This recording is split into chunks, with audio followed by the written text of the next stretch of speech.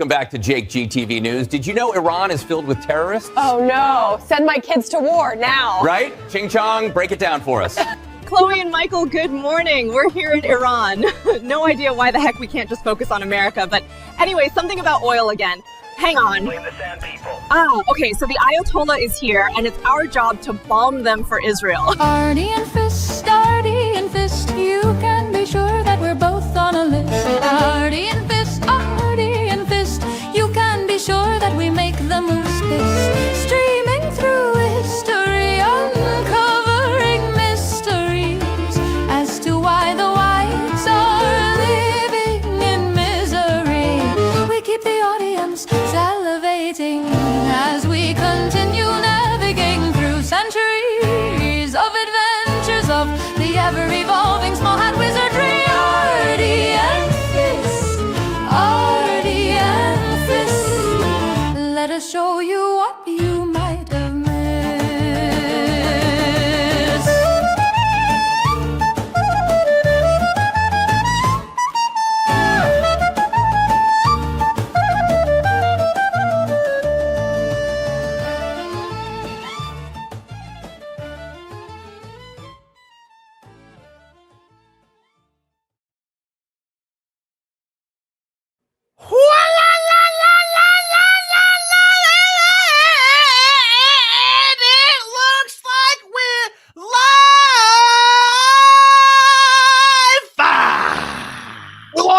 Oh my god, it's so good to be back.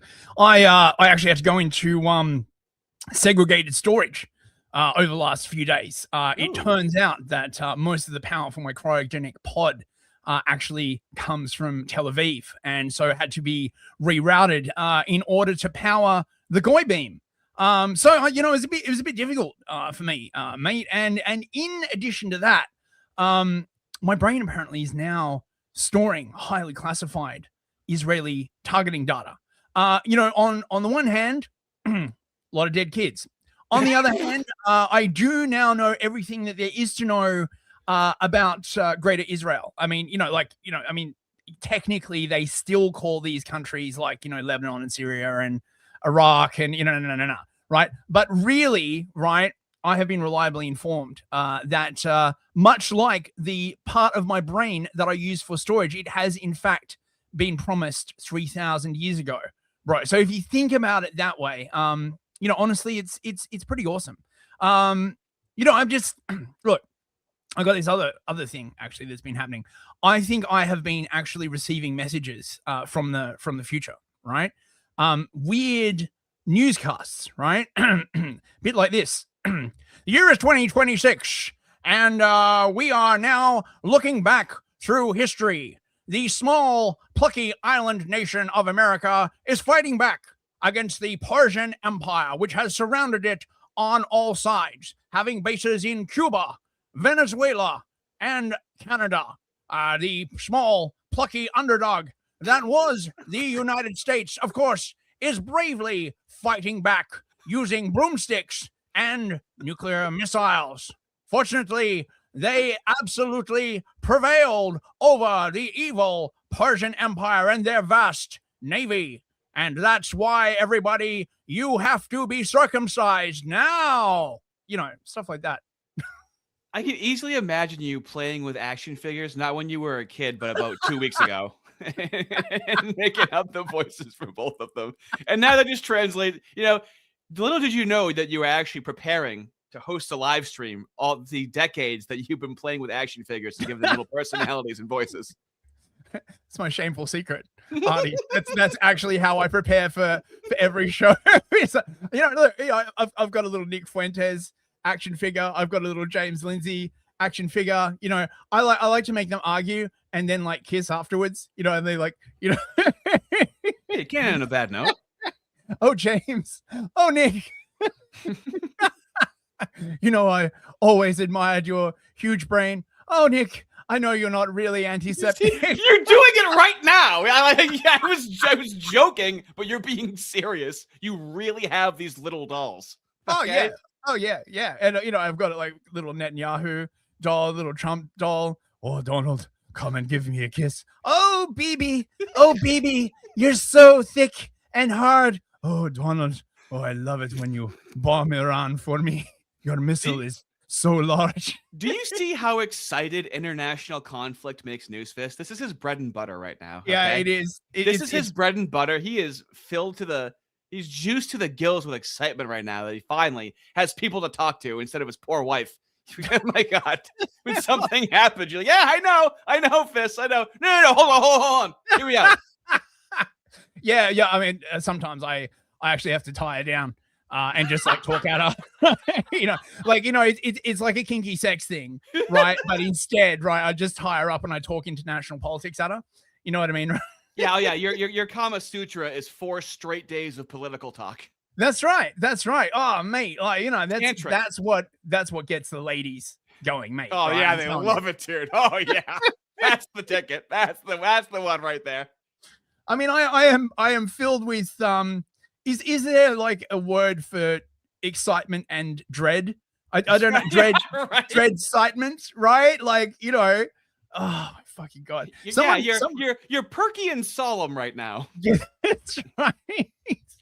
Someone said on Twitter that like this kind of shit is like sports ball, but for politics tards. Oh yeah, and that's like it's totally true because I'm not into fucking sports ball at all, right? But this kind of shit, I'm like, oh, Team A is firing missiles on Team B. Oh, which team do I support? Look, my dad is a Boston sports fan. Okay, if there's a guy playing baseball on TV, he knows where he went to college. Oh. And when he entered the league and stuff like that. So right now, this is like your Super Bowl, your World Series on top combined with the Olympics. This is because we call it the World Series, but we only play each other in the United States. This actually involves the entire world. Now stepping up to the plate, the resurrected zombie of Ayatollah Khomeini. Bombed by Israel back in 2026. He's had a bit of a handicap since, but he's a strong driver. I feel so bad for the people that tell their friends to listen to us for the news and they have to put up with like 45 minutes. Like, hold on, just ease into it. Just get through the first hour, then they start talking about the news. Yeah, but right, like this is how you make this shit like not boring and depressing, right? I know, right? I mean, this is the fucking problem, Tonight on the news, more deaths in the Middle East. Lindsey Graham announces that you need to die for Israel. We will be drafting 1 million white and Hispanic boys to go and defend the borders of Kurdistan. People actually wouldn't mind that because he's telling the truth. I'd listen to that. He's actually telling the truth. I hear the truth in that voice. I really like that kind of old 1940s, like 50s newscaster voice, right? Like, but before like I don't know, before they made it into like Goyutainment or something, right? Like when the news was white. Just white, yeah, exactly. Universally, you're looking for all these words, but I think you got the words for it. Have you ever looked at the BBC pigeon website? So yes, I used to show that to other people in like 2018. I would show people. I actually had a Nigerian coworker. He's like, yeah, all that makes sense to me. Why they be war with Iran? What they saying? The Ayatollah man be dead. Well, it's like the Abo translation. It's like, is this real? Is this really a translation? Why can't you hear it when I say it? It's like the same thing. Yeah, it's Niglish, basically. I don't know where they came up with the term like pigeon, right? Niglish would have been like a far better way. It's PIDGIN, so it has to be a combination of a word, I would assume. I guess.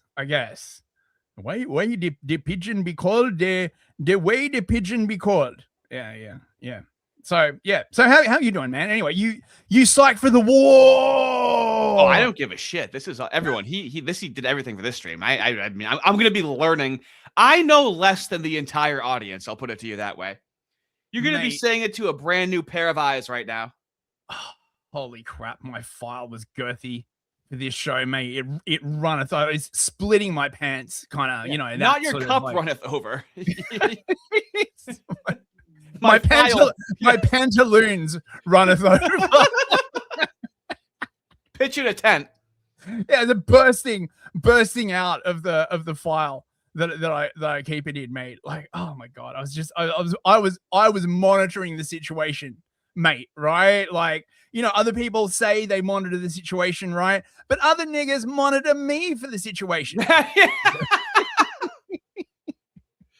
YouTube, he is in fact black, so he can say that. Yeah, that's right. Sorry. Those are the rules. You're getting loosey goosey early on right now. Mate, it's the war. It's war. It gets the you know, season. it gets my juices flowing. You know. Well, but the thing is, like, this happens like almost the exact same way every time. So you're like, oh, dude, fellas, I've seen this one. Let me catch you up to speed right now, right? Yeah. Well, because there's really, I mean, I don't know, mate. This stuff is like so much like Iraq, right? I just presume the whole plan is you do the thing. You wait like 25 years until like everyone who like everyone who would actually be fighting who is of military age has forgotten about the last thing, and then you just do it again. You want to know how similar it is to Iraq? It's just one letter different. Really, really, it's really very close. We have been told by Mossad that Iran has nuclear weapons and deadly killer bees. If they were to ever pack those killer bees into a missile, it could hit the United States and there would be killer bees everywhere. We have no choice but to destroy the mullahs and their killer bee capability. It's just so. Oh, it's so. I was doing like a whole bunch of like research on this whole thing. How are you gonna say like, cocaine without you acting right now? That too, obviously, right? And about this whole like, you know, Iran getting a nuclear weapon thing, right? And it's just I don't know if anyone like knows like how complicated it is to actually build a nuclear weapon, right? Like, despite what, you know, people like Lindsay Graham seem to be like sort of, you know, basically saying like, oh, you know, like once you've got the uranium, all you need basically is a garage, right? And you just, you know, just knock it together like, you know, a child could fucking do it. It's actually a very, very complicated like thing. You know, you need all this like stuff, you know, bridge wire detonators and tritium and mate, I don't know. But look, I've been reliably informed. The intro was made on January 21st, right? I like the intro. It wasn't made recently. That was made. Dude, GTV made that over a month ago. Isn't that incredible? Is it meant to be? I couldn't tell whether it was meant to be Moorish or Muslimic. You know what I mean? So the fellas, I think Arden Party and the and people in the chat. What is it? I think you'll know what this means. He told me to do klezmer and thumri is what he said. I'm like, all right, I'll put that in there. And that's what it spit out. Yeah, right. No, a klezmer is like, it's some kind of Moorish instrument, right? You like play it and you know, you come away with like a high interest loan and a sort of like sense of regret. Oh, you know who else has been fucking like tarting himself out, right? Like to the extreme. Old James Lindsay, mate, right? Like, oh, I have to peek through my fingers at him, okay? Oh, dude, like he hold on. You have to address super chats first. Oh, super chats. Okay. Let's do super chats. No. I really wish StreamYard did the thing where it just told you like which super chats are which. Okay, now here we go. Right. We'll load up, yeah. Waffle for $10. Yeah. I'm here on time. No need to restart. Well, thank you, Waffle. Finally, we get some punctuality from chat. Right? Yeah, because all the other times we have to restart it, it's really inconvenient. So yep. So he's not being a tardy boy today. Thank you, Waffle. Bear in the Woods for $5. I made it here on time, but can you start over? I wasn't paying attention.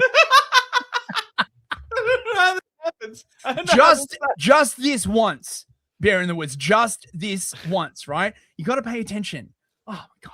I know, but people usually like make up excuses for when they make a mistake. No one's making mistakes, but they're making excuses anyway. I can't believe like this has become like the chat trope. They're taking out a mind of their own. They're high. I don't know. They're this bizarre hive mind. Christos for £10. Hey, Christos. Boy, mate, thank you. I missed the intro. Can you start again? It was promised to me 3,000 years ago. Why? God. Thank you very much, Christos. Kosher Bosher Salt, our Israeli correspondent, for 15 shekels. How can you tell? Look at this picture. I can tell because he pays in shekels, mate. Right? That's how it works. I'm sorry, my people are starting World War III. Have some shekels as a compensation. Oh, that's great. It's kind of like reparations, basically.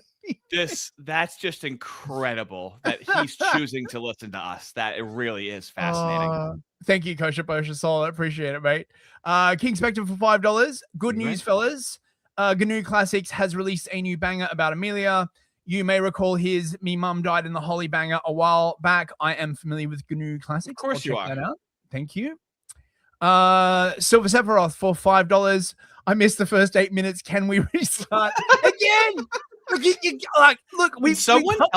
they colluding behind our backs? We published the time on YouTube, right? How did we cultivate such a tardy audience? Oh my goodness me. Yeah, very, very tardy. Flavius Acanacius for $10. Iran was struck because they burned Baal. Yes, that's how it works in the modern world. You burn a statue of Baal and like just missiles like rain down on you, basically. Hey man, you're the expert, not me. I believe everything you're gonna say. You should make it your job to trick me on a piece of something that's going on today, because I'll have no choice but to believe you. No, it's fine. SMS 598 for $10. Thank you, mate. Why does Fist sound Australian? Because I am, mate. Sounds like that Aussie man guy. He doesn't sound like those fellas on the Lotus Eaters. It's really complicated. It's actually really complicated. No, it fucking isn't at all. Yes, I am, in fact, Australian. You wouldn't be able to tell. Of course, I hide it so well. Kosher Bosher Salt, 1 month membership. Oh, well, welcome. It's nice to have members of the Israeli community joining the chat. Getting bombed all day and ending it with an Arty and Fist stream makes it a good day. That's wild. That's absolutely wild. Our stream is the bomb. I hope you're all right, mate. I know, right? You don't have to meme yourself to death. You know that, right? And Master Shake for $5. Hey man, how you doing? Hey, if you would just produce a schedule of your upcoming streams for the next 12 months, nobody would have an excuse for missing them. We are. You know what? We are. We're white. We're about accountability. We are at fault technically. At the same time, twice a week. Cheat of Doom for $5. These super chats are taking too long. Can we just start the stream? We gotta wait for the bodies to roll in, okay? For you and on, of course, mate. Of course. Right, it's the end of the super chats. So wait, let me just give a Tyler Oliveira update real quick, because it's my only contribution I'll be able to make to this entire thing. Okay. Sorry. Okay, let's go. Okay, I just want everyone to know that it has never. So he has like almost 9 million subs on YouTube. Okay, and he got pulled from Patreon, and he is on a warpath, and so this is at a time for Goy unity right now. Less than 24 hours. That's how long it took for Patreon to delete my account after I uploaded a video titled, "I Expose New Jersey's Jewish Invasion." No warning, no first strike, no option to take down any videos. The entire account deleted overnight. Over the last few years, I've made videos critical of countless groups: Somalis in Minneapolis, Haitians in Springfield, Ohio, corrupt Christian megachurches, Pakistani Muslim rape gangs in England, Indians throwing cow poop at each other, drug addicts, pimps, prostitutes, gangsters, everyone. And not a single platform blinked. But the moment I made a video about Hasidic Jews using welfare to support families of up to 8 to 10 kids, My sponsors pulled out. In fact, old sponsors called me and said, hey, you need to delete the sponsorship we had in your video that's 2 years old. And the ADL even has the audacity to publish an article saying that my video harkens back to age-old anti-Semitic stereotypes for asking Hasidic Jews what they do for a living and if they're on welfare. How do they afford 8 to 10 kids? Here's what I've learned. When they can't call you a liar, they attack your name. When attacking your name doesn't work, they pressure your sponsors. When you don't need the sponsors because you have the direct financial support from your viewers using websites like Patreon, they delete your Patreon. They don't want me to have a platform? Fine, I built my own. TylerRaw.com. No middlemen, no... I just, like, seriously, he's only just learning that this is how this shit works now in 2026. No, this is true, because like the more popular you are, you don't think it can happen to you because you're so popular, you know? I mean, it's Patreon, right? Like Patreon is like famous for shutting it down. So isn't Stripe. I know. I know. And you want to know what the payment processor on his website is? It's Stripe. Oh, mate. But that's how you know the Moos own all the money, because we wouldn't use Stripe if we didn't have to. But there must be another payment processor you can use. There has to be, right? Yeah, I mean there are ways. Get with me after this. I'll give you the skinny, mate. Why is it a secret? Maybe that's why he's not doing it. What the hell? No, I mean Entropy works. They're good lads. As a payment processor? Yeah, well, I don't know. As the back end on his website? No, I don't know. I don't know like how exactly. Right. It works, but it does work. You know, they are about the only sort of moo-proof way of getting money, as far as I'm aware. Although I think Substack is like pretty proofy. But are they a standalone payment processor? Who's the payment processor for Substack? I don't know. That's what it is. I don't know. Yeah. I mean, that's the real question, isn't it? And so here's the thing too. He's being like really ethical about it. It's very you get everything for $5 a month. It's not a cash grab. He's very fair. You just choose how much you want to pay him. You could just get everything for $5 a month. So I mean, he's doing everything right. It's very simple, very straightforward, and they say truth. Yeah, I just want to shout him out because it seems like he seems sincere.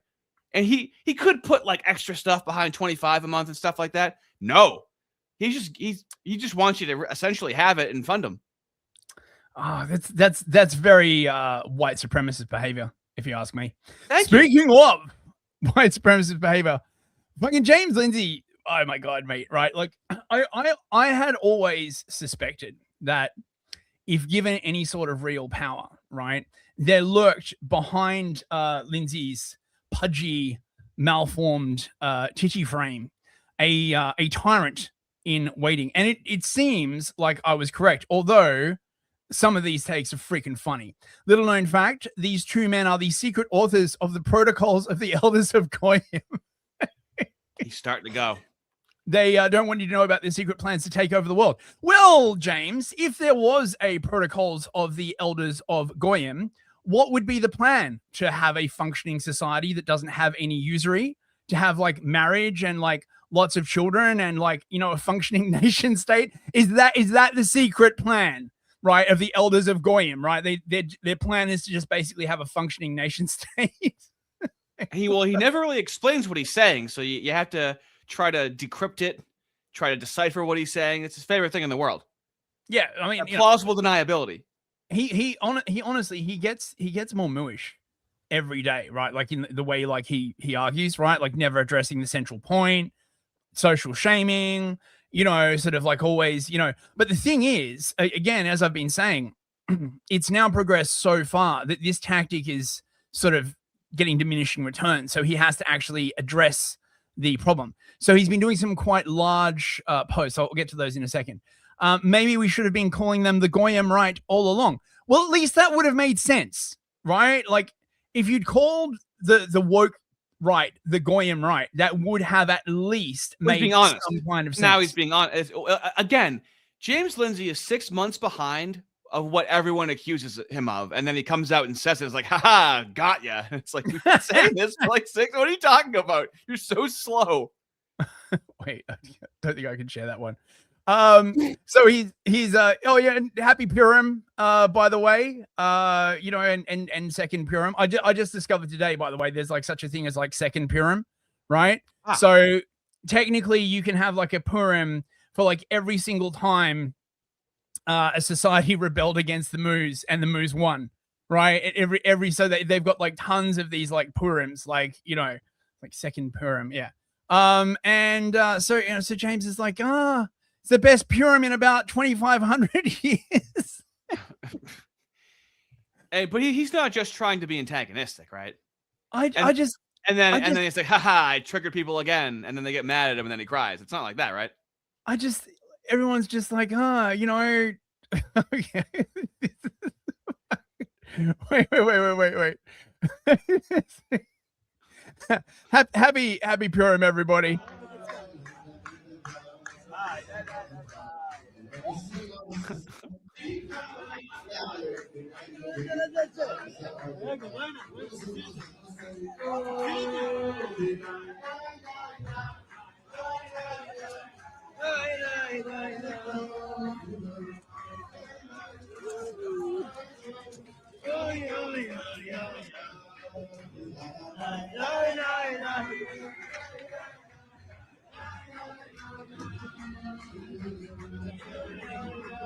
You see where the rap is. Just so you know, after James Lindsay sees this, he's on the verge of tears telling you how beautiful it was. Okay? You see where the rappers get it from. Yeah. Right? Look at this shit, right? It's like one of those like crappy money shooting guns, but it's like it's gold. That's the most bling. That's the most crass bling shit ever. God. Oh, dude, that is like you would think it was like AI, but apparently that's a real thing. Rabbi Dov Cook. The Moos will do that where you're like, that can't be real. You get in trouble for doing that for making an AI video of that. Yeah. So Aaron Wexler here is like, I'm not going to die for Israel. How dare you, sir? Right? Dying for Israel is the most noble thing any goy slave can do. Right? I don't understand it. Right? It's the most lowest IQ statement you can make. And Lindsay's like, the Israelis are dying for us, not the other way around. They're dying for our sins, just like the original Moo, Jesus, right? Dude, come on. There's only so much heresy I can But like take. how? But like, okay, oh my God. I need you to try to does James Lindsay have a point there, or is he just trying to be a contrarian? How does no. So okay, so this is like the classical sort of Mooish talking point, right? It is always like trotted out whenever they need to get like the West into a foreign war, right? This is like a World War II thing, right? It's like we have to go halfway across the world and fight the Russians or the Germans or the French or the Spanish or fucking whatever, right? Otherwise, they'll come here, right? So we're fighting them over there so that we won't have to fight them over here. I mean, I don't know. I mean, when have we ever fought someone over here? Is it really? Well, see, there you go. And the reason why you've never had to. Oh my God! Is this like the vaccine where they take the vaccine and they go, now I know I'm coughing up a lung, but now imagine how sick I would have gotten if I didn't take the vaccine. And it's like, well, I didn't take it. It's okay, I get it now. Exactly, right? And you just it's just so stupid. And he has been like, so because he won't like actually talk with Matt Walsh anymore, he's just doing this like really sort of annoying thing where he'll just like retweet his stuff with all this like snarky bullshit, right? Matt Walsh is he's mate, he's not trusting the plan, right? I think he needs a double dose of the super goy beam, mate, right? I hope Shapiro Steen is on that, right? Because he's not trusting the plan. If you disagree with what the government is doing, stay silent until they finish doing it. That's just about the most un-American sentiment you could possibly express. Well, I would agree with that, right? Right. It's also the same bullshit, emotional blackmail that's been used to silence the critics of every terrible policy in my lifetime, from COVID to Iraq and beyond. I'm not falling for it. Right? So, like, Sorry. what issue could James Lindsay possibly have with that? I mean, isn't he like a pro-classical liberal, free speech, challenge your government when they're enacting violence in other countries, seemingly needlessly? Artie, this is about Israel, right? Don't you understand, right? That first, right, there is the allegiance to Israel. Then there is liberalism, right? We can't have liberalism without Israel. Right? I'm amazed you don't understand this as an American. Your entire country wouldn't even exist if it weren't for Israel, mate. Right? Like, is that why we've been giving them over $3 billion a year since 1948, funding their economy for the majority of the time that they've been a country? Of course. That actually makes sense. Now that makes sense. Really, we should have given them more. If you think about it, right? It's really an investment when you think about it, right? We're actually getting a good price if you think about it on our salvation. We're getting a good deal. It's way more than 3 billion, by the way, right? Like that's just the headline number, right? You can be guaranteed that's on the books, right? That's what's on the books. There's like more. And then there is this, right? Oh my god, the cringe. Just let me die. Oh, not Entropian, not his number 1, number 2 ball sucker. Oh yeah, mate. Right. Yeah, no, his Entropian is there. Like, oh, got a straight hair.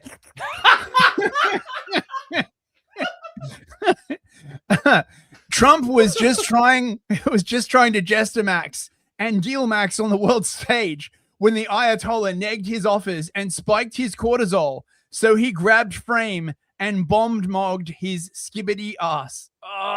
See, you just make it a joke. If you just say it like that, then that lets everyone know that it's okay that we're doing it. Because, dude, is James Lindsay proof that democracy doesn't work? The fact that enough people follow everything James Lindsay says. Someone that's not even charismatic, people will just follow like that. I guess. I mean, look, I think he's more proof that whites generally are like susceptible to sort of like mystical sounding bullshit. Right. I mean, I don't know whether it's like just us particularly, right? But like whites are really susceptible to like mystical sounding bullshit. And that's basically what he's done. He has built a little pocket universe out of mystical sounding bullshit and sucked like a bunch of people into it. And they're now like, oh yes, this, I'm very, very smart. I listen to James Lindsay. It makes a whole lot of sense if you don't think about it too fucking hard, right? Did you know as well, by the way, I'm just informing you, Artie, right? This is very, very important. Sure. If you question the concept of whether sort of Israel is like a problem for America in terms of its foreign policy and constantly dragging it into wars of choice in the Middle East, right? You are explicitly being anti-Semitic, right? This whole, we just criticize, Israel's policies, but, we're not anti-Semitic. It's just not going to wash anymore. Okay, right? James has your number. Excuse me. Sorry. Uncle Fist. Can you read me the story of the Israel question with James Lindsay? I would read it, but I can't read it. Of course I can, Jaime. I would be happy to. Every young boy needs to hear the story of the Israel question. The classic American story of the Israel question. From the great austere scholar, James Lindsay. Right? So basically, right, like I'll summarize this, right? Sure. So he's basically saying that, after 1948, everywhere in the world was consumed with the Mooish question. Before World War II, right? Everyone was consumed with the Mooish question, including the Moos, right? And then they had to hide it because okay. This is such a distortion of history. The Mooish question, that idea was invented by the Moos in Germany, right? Because they wanted out from... You're even gonna blame them for that, huh? Wow. I guess it's funny because James Lindsay goes, wow, I guess everything's their fault. And then we go, wow, I guess nothing's their fault, right? No, because the Zionists wanted a Mooish homeland, Okay, right? Zionism goes like all the way back, right? So the Moos in Germany, they wanted a homeland for their people, right? And this would solve the Mooish question, which was framed in that age as like, when do we get a homeland, right? Well, why didn't they? Why is everyone else able to have their own countries, but the Moos aren't? Well, you know, how does that happen? Well, because of the destruction of the Second Temple by Hadrian and the casting out into exile after they got their shit pushed in because they rebelled against the Romans, and the Romans were like, got really, really pissed off. Yeah, and but like they're smart and resourceful. They couldn't hurry up and go get a country. Everybody else was getting countries. I mean, we didn't come here until like 1492. Like they've been around for a while. Why couldn't they like get a country? It was up for grabs, right? It's like musical chairs. Yeah, but there's so much work involved in setting up your own country. Like, wouldn't it be easier just to take it from somebody else? Right. Yeah. So go ahead. I got nothing to say to you. After World War II and the Holy, and the reestablishment of the state of Israel, the state of Zion, really is what it should be called, the Mooish question rightly became unaskable because of its intrinsic evil was deeply recognized, except in Islamist states. So this, you see why we have to go to war with Iran, right? Okay. I know. I honestly don't. I still don't get it. But I'm going to try. You're going to try and explain it to me over the next 3 hours, okay? Because of these two things, the Mooish question becoming unaskable in civilized society and the state of Israel being reestablished, I insist, he insists, ladies and gentlemen, that the Mooish question got relocated to something I call the Israel question. All the just asking questions crap we hear today is just asking the Israel question. Why are people constantly asking this question, James? Right? This, of course, is what is never right. Like, if this is literally my Mentis video that I just did yesterday, where like the entire time we just cannot talk about the actual question. We can talk about anything else in the world. If they are so beneficial, right? So well integrated, right? And just, you know, just like everybody else, why does this question keep popping up? Because we're jealous of them. Right. And presumably because whites are evil as well. Let's not forget that, right? Always forget that. So we start with the Mooish question. What is the Mooish question? The Mooish question is, what do we do with the Moos on the presumption that we don't want them?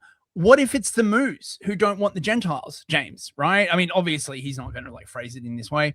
It is intrinsically antiseptic, and it shouldn't have taken the Holy to show how bad it is, right? So if you like, that's you know, like, an incoherent statement. Right? If we talk about Tyler Oliveira, right, going to these towns in New Jersey, right, and documenting the problems with the Hasidic Mooish community, right, it's intrinsically anti-Semitic, right? Like, I love how his epistemology is the Holly happens, and then James Lindsay's like, guys, see how out of hand this is getting? It's like, well, it's always for no reason. It's the original didn't do nothing. It's incredible. It's incredible how they can pass this. They are genetically onto a race of Americans. They literally are the original Dindus. Like, it's insane, right? Why is that presumption part of the question, which has historically been framed merely as, what do we do with the Moos?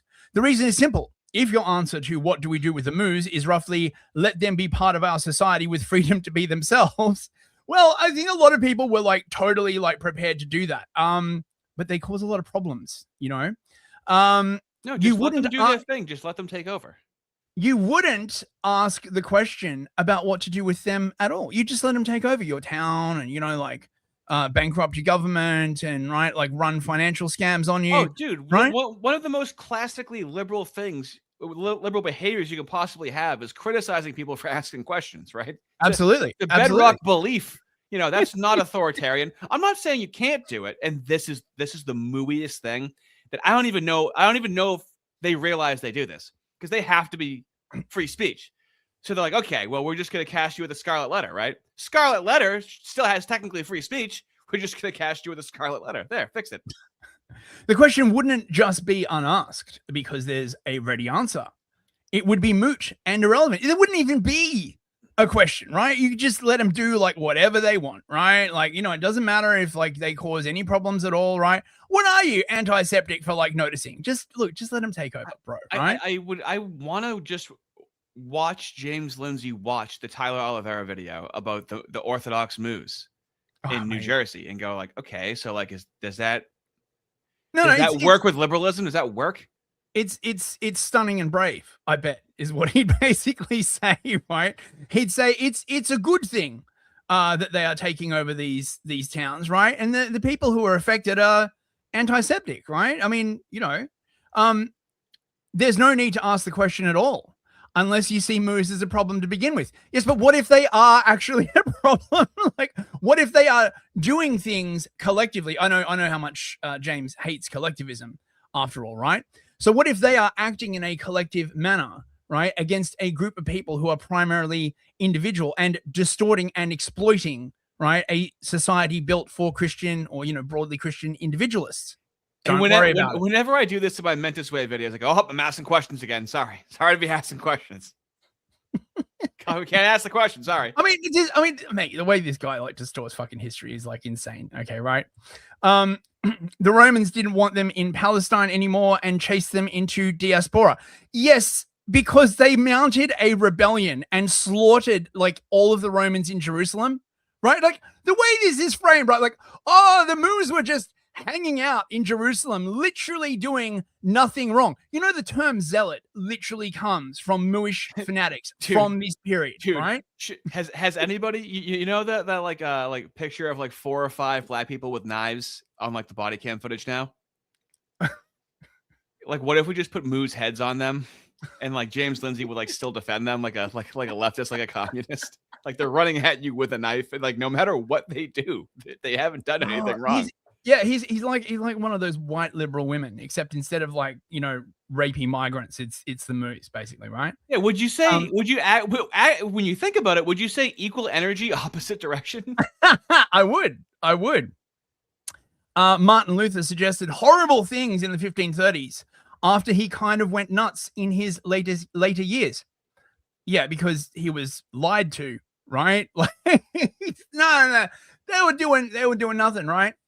Karl Marx suggested that you not make them Mooish anymore and preferably communist, and the problem solves itself because they're not Mooish anymore, but communist comrades. This is just whatever, okay?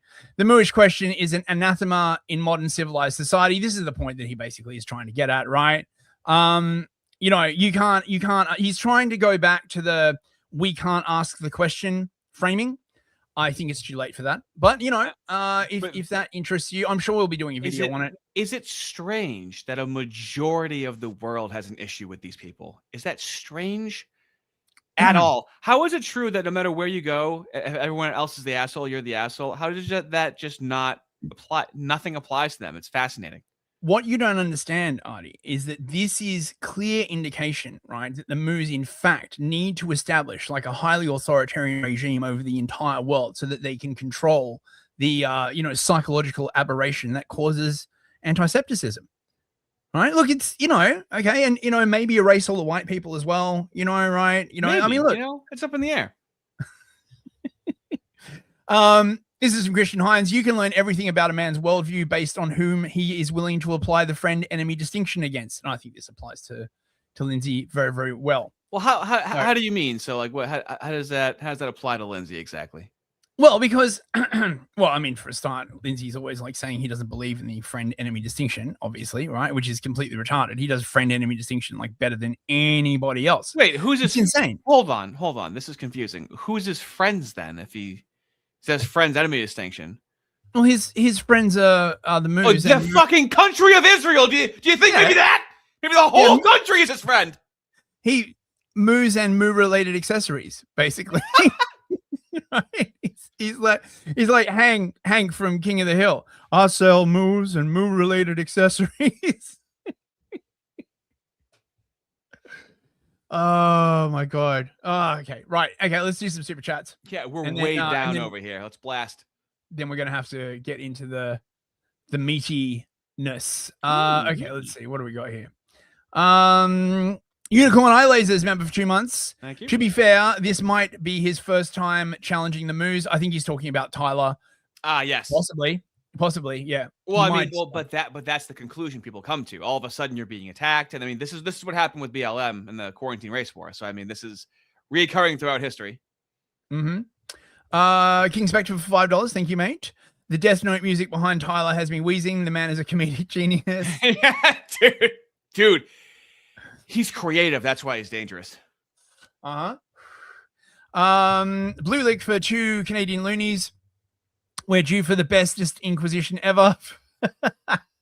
We do. Long overdue. The American Inquisition. Theodore McCarthy for $2. Sorry I was late. Can you start the stream over? Theodore, incredible. For you, mate. Of course. Absolutely of course. Incredible. Yes, the eunuch. Hey, Yiz. How you doing? For $2, my stream went long. Would you mind starting over? That was sent almost the exact same time as Theodore. I saw it in the chat, dude. It's overwhelming at this point. Yiz was on stream with Bede of Britannica and Furious Pertinax talking about the war. They invited me to be on, but instead I had to like prep for the stream. Go and check it out. Wait, is Arden in the chat? I haven't seen Arden. If you're in the chat, can you drop a link to the stream that Yiz was on? Dock his pay.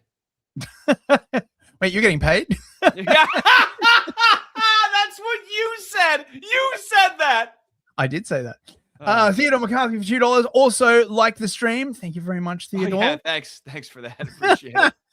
Sorry, Cheat of Doom, $1.99. Thank you. Start over. Uwu. Listen, just because like you give us an uwu, will not unharden our hearts. Thank you very much. Waffle for another $10. Thank you, Waffle. Wait, let's get baby.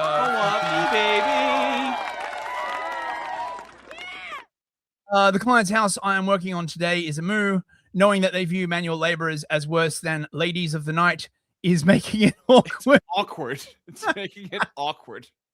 So instead of being a lady of the night, you're a man of the day, is what you're saying there, Waffle.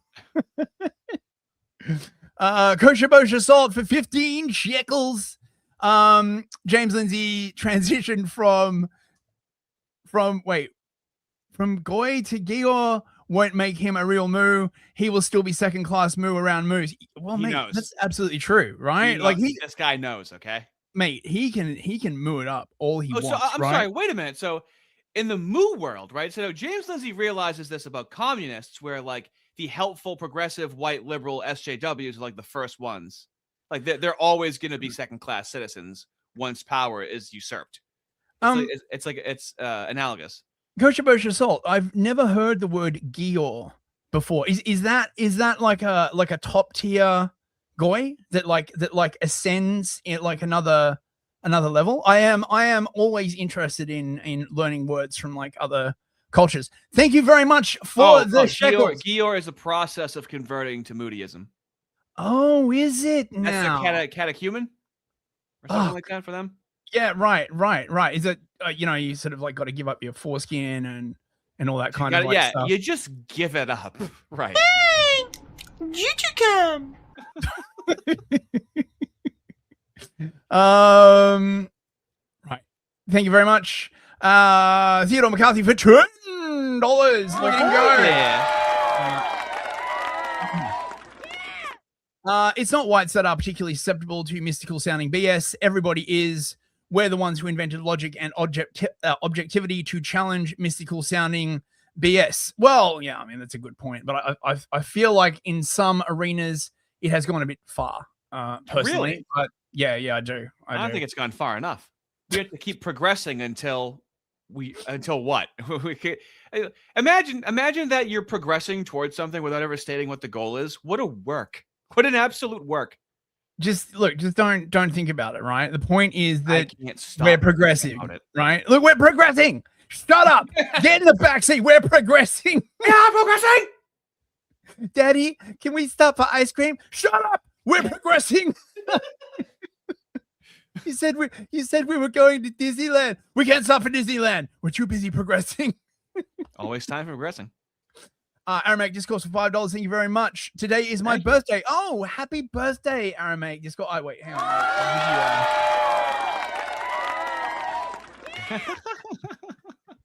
on. I'm now older. Don't know what to feel about it other than love for my fellows. Have a good Lent, my fellow Christians. Oh, God bless you, Aramek Discourse. I hope you had an excellent birthday, and may the next year bring you, lots of good stuff.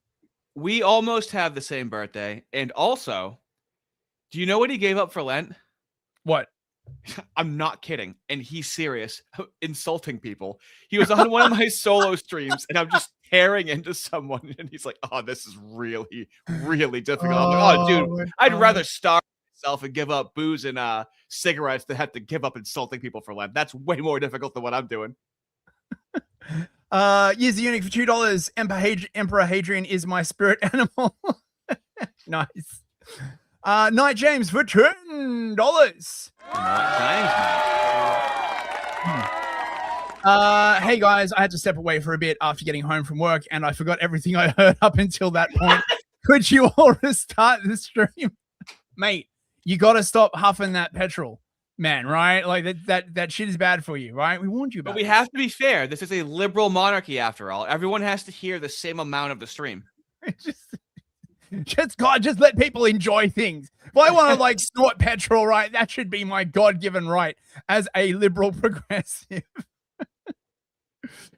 Use the unit for $2. Fist, perhaps teach Artie the term blued libel. He's tried. Yeah. I refuse to learn anything new. Okay, it's not his fault. It's not his fault. I gotta do a video series on all of that. I gotta figure out like how I can how I can be sort of delicate and balanced about it. It's a very, very spicy topic. Leningrad for $2. Don't tell Lindsay the origin of Sicario. Yeah, weren't Sicarios like Mooish shock troops? I think they were. Thank you very much, Leningrad. King Spectre for $5. The Mentors video was an insistence on having a conversation about a conversation. That Andrew Wilson clip has wormed its way into my everyday thoughts. Excellent. Once you see it, you can't unsee it. And it really sharpens your bullshit detector, bud. So now you're going to see it everywhere, but you're going to realize when someone actually isn't saying anything. It's a very good discernment tool. Smiling Man for $2. Guys, I got kicked out of 109 bars. Jealous much? Oh, man. Very, very jealous, actually, mate. He's so edgy and conniving. King Green Moon for 20 knock. Is the modern view of the legal code a Mooish idea? Yes, sort of. It kind of Moodaism renders itself much more susceptible to legalism than Christianity does. But at the same time, you can't run an entire society on just feels and principles. So the fact that you sort of like need laws often opens like a crack for Moodyism to slip in, if that makes sense. You know what I mean? Yeah. Double Mumble member for 5 months. Hey, 4 months. How you doing, mate? Hey, I'm gonna miss the next 2 hours of the stream. Can you do it over again? It's incredible. I've never encountered anything like this in my entire life. There's no manual for this. Jack Be Nimble for $5. Hey, Artie and Fist, I was on time, but I have to make dinner. Can you pause the stream and resume in about an hour? Thanks in advance. For you, Jack, of course, mate. I hope you're having something nice. Cheat of Doom for $2. I second Jake. Pause real fast. Got crap to do. It's incredible. It's I don't know what this is. And the new GM for $10. Hey, sweet cheeks. Saucy. Hello. I have a meeting later on. Can we hurry the stream along? I don't want to hear about your sword draw this time. Wow. That's a man. That's a religious man, everybody. Okay. Bro. Unbelievable. Okay. I just got one from Rumble. You want to read it? Lordy for $10 on Rumble, thank you. Hey guys, I was just finishing up the last chapter of the Protocols of the Elders of Goyim. What a read! Getting 5 stars from me on the Amma Zionist. One thing, missed the last 45 minutes of stream. Mine starting over. Absolutely incredible work, fellas. Thank you. All right. I kind of want to write the Protocols of the Elders of Goyim now and just see like step 1. Right, we like introduce like the same legal code for everyone, right? Like step 2, you know, we like encourage people to be wholesome, you know, nice. Yeah. Right, okay. So it's time for war. Yeah, okay. So we're doing hang on, I gotta have a sip of tea. This is gonna be a long one, mate. You're good, man. So how it feels right now, bros. That's it, Chris. It's war. War has broken out. This is a war. That's it. Yes, it's war. From now on, the day-to-day will be providing the most immediate coverage of any war ever fought. On the front line and in your face, Donald Bethlehem. Standing by, Douglas Hurd. The day-to-day smart bombs have nose-mounted cameras. This is Smart Bomb Steve, and that is Susanna Gekalois. I'll be reporting from inside the fight. Like some crazy Trojan, and keeping an eye on everything that's going on out there at the... That's it, Chris. In case you've never seen this, right? This is from a show called The Day to Day, right? Which is like before everything on TV in the UK became totally shite. This was a really, really, really good show. I would recommend you like recommend you look it up. It's good. This is how I think everyone is feeling at the moment, bros. From this moment on, you aren't serving Uncle Sam anymore. You are serving the state of Israel. Do you understand me? Yes, sir. I don't know what I've been told. I don't know what I've been told. Israel needs more blood spilled. Israel. Are you ready to die for the Greater Israel Project? Sir, yes, sir. What about you, tough guy? You ready to die for the Greater Israel Project? Sir, yes, That's sir. what I like to hear. You are now serving the state of Israel. Do you understand me? Sir, yes, sir. I actually saw that on Clowntown Chronicle on Aaron's show. You guys should check it out. It's a great show. Asked him to send it to me. Is everybody ready to die for Israel? Yeah, woo! Can't wait. So it's war. It's war, bros. I don't know if you heard, right? They've been keeping it pretty much on the down low. It might not have like reached your eyes and ears. Trump, of course, is like, welcome to Operation Epic Furry. Yes, we love those furries. We're going to bring them back into the army. Yes, they smell and they like to touch the kitties, but you would be amazed by how incredibly violent and devious they are. So in honor of our furry detachment, who will be first on the ground in Iran, I have decided to name this operation Epic Furry. So this is the announcement. I don't know, man. Trump's looking a bit, I don't know, like whether he's not getting enough sleep or he's not getting his vitamins, or like, whether he's gotten like a triple dose of the Goy beam. He's not looking his best, mate. A short time ago, the United States military began major combat operations in Iran. Our objective is to defend the American people by eliminating imminent threats from the Iranian regime, a vicious group of very hard, terrible people. Its menacing activities directly endanger the United States. They're very hard. But he actually is positioning it like this is a goof as saving us. That really, that's a comedy skit throughout the years that we're killing these people so we're safe. You notice he doesn't have the MAGA hat on now. Instead he's got a USA hat on, right? Interesting change in messaging there. Our troops, our bases overseas, and our allies throughout the world. For 47 years, the Iranian regime has chanted death to America and waged an unending campaign of bloodshed and mass murder, targeting the United States. Wait until he reads the Talmud. Yeah, I don't think he's allowed, mate. Right? Like, you're not allowed. Okay. Many countries. Among the regime's very first acts was to back a violent takeover of the U.S. Embassy in Tehran, holding dozens of American hostages for 444 days. In 1983, Iran's proxies carried out the Marine barrack. Yes. We know the history. Fuentes does it way better than Trump does, right? That's why. I'm serious. Like, man, I know. Fuentes did this like 18-minute lecture on the history of beef between Israel and Iran. I kneel, right? I'm serious, right? I was just fascinating, right? He knows that shit like the back of his hand. Yeah, his recall is incredible.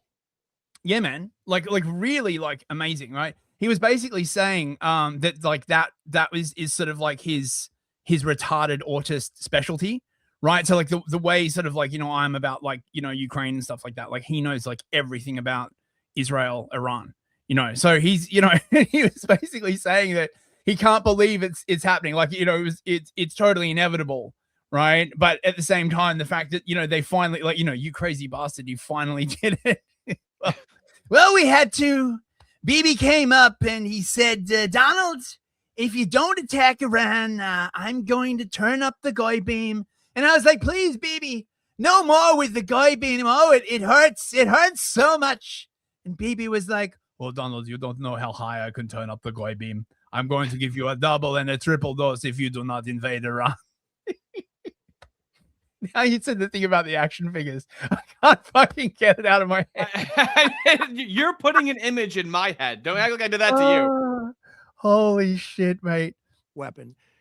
That is why in Operation Midnight Hammer last June, we obliterated the regime's nuclear program at Fordow, Natanz. But we obliterated it, but we still need to like go back and obliterate it again.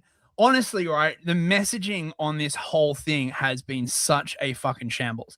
I think that this is one of the biggest differences between like now and the Iraq War, okay, right? Because they're clearly running exactly the same playbook.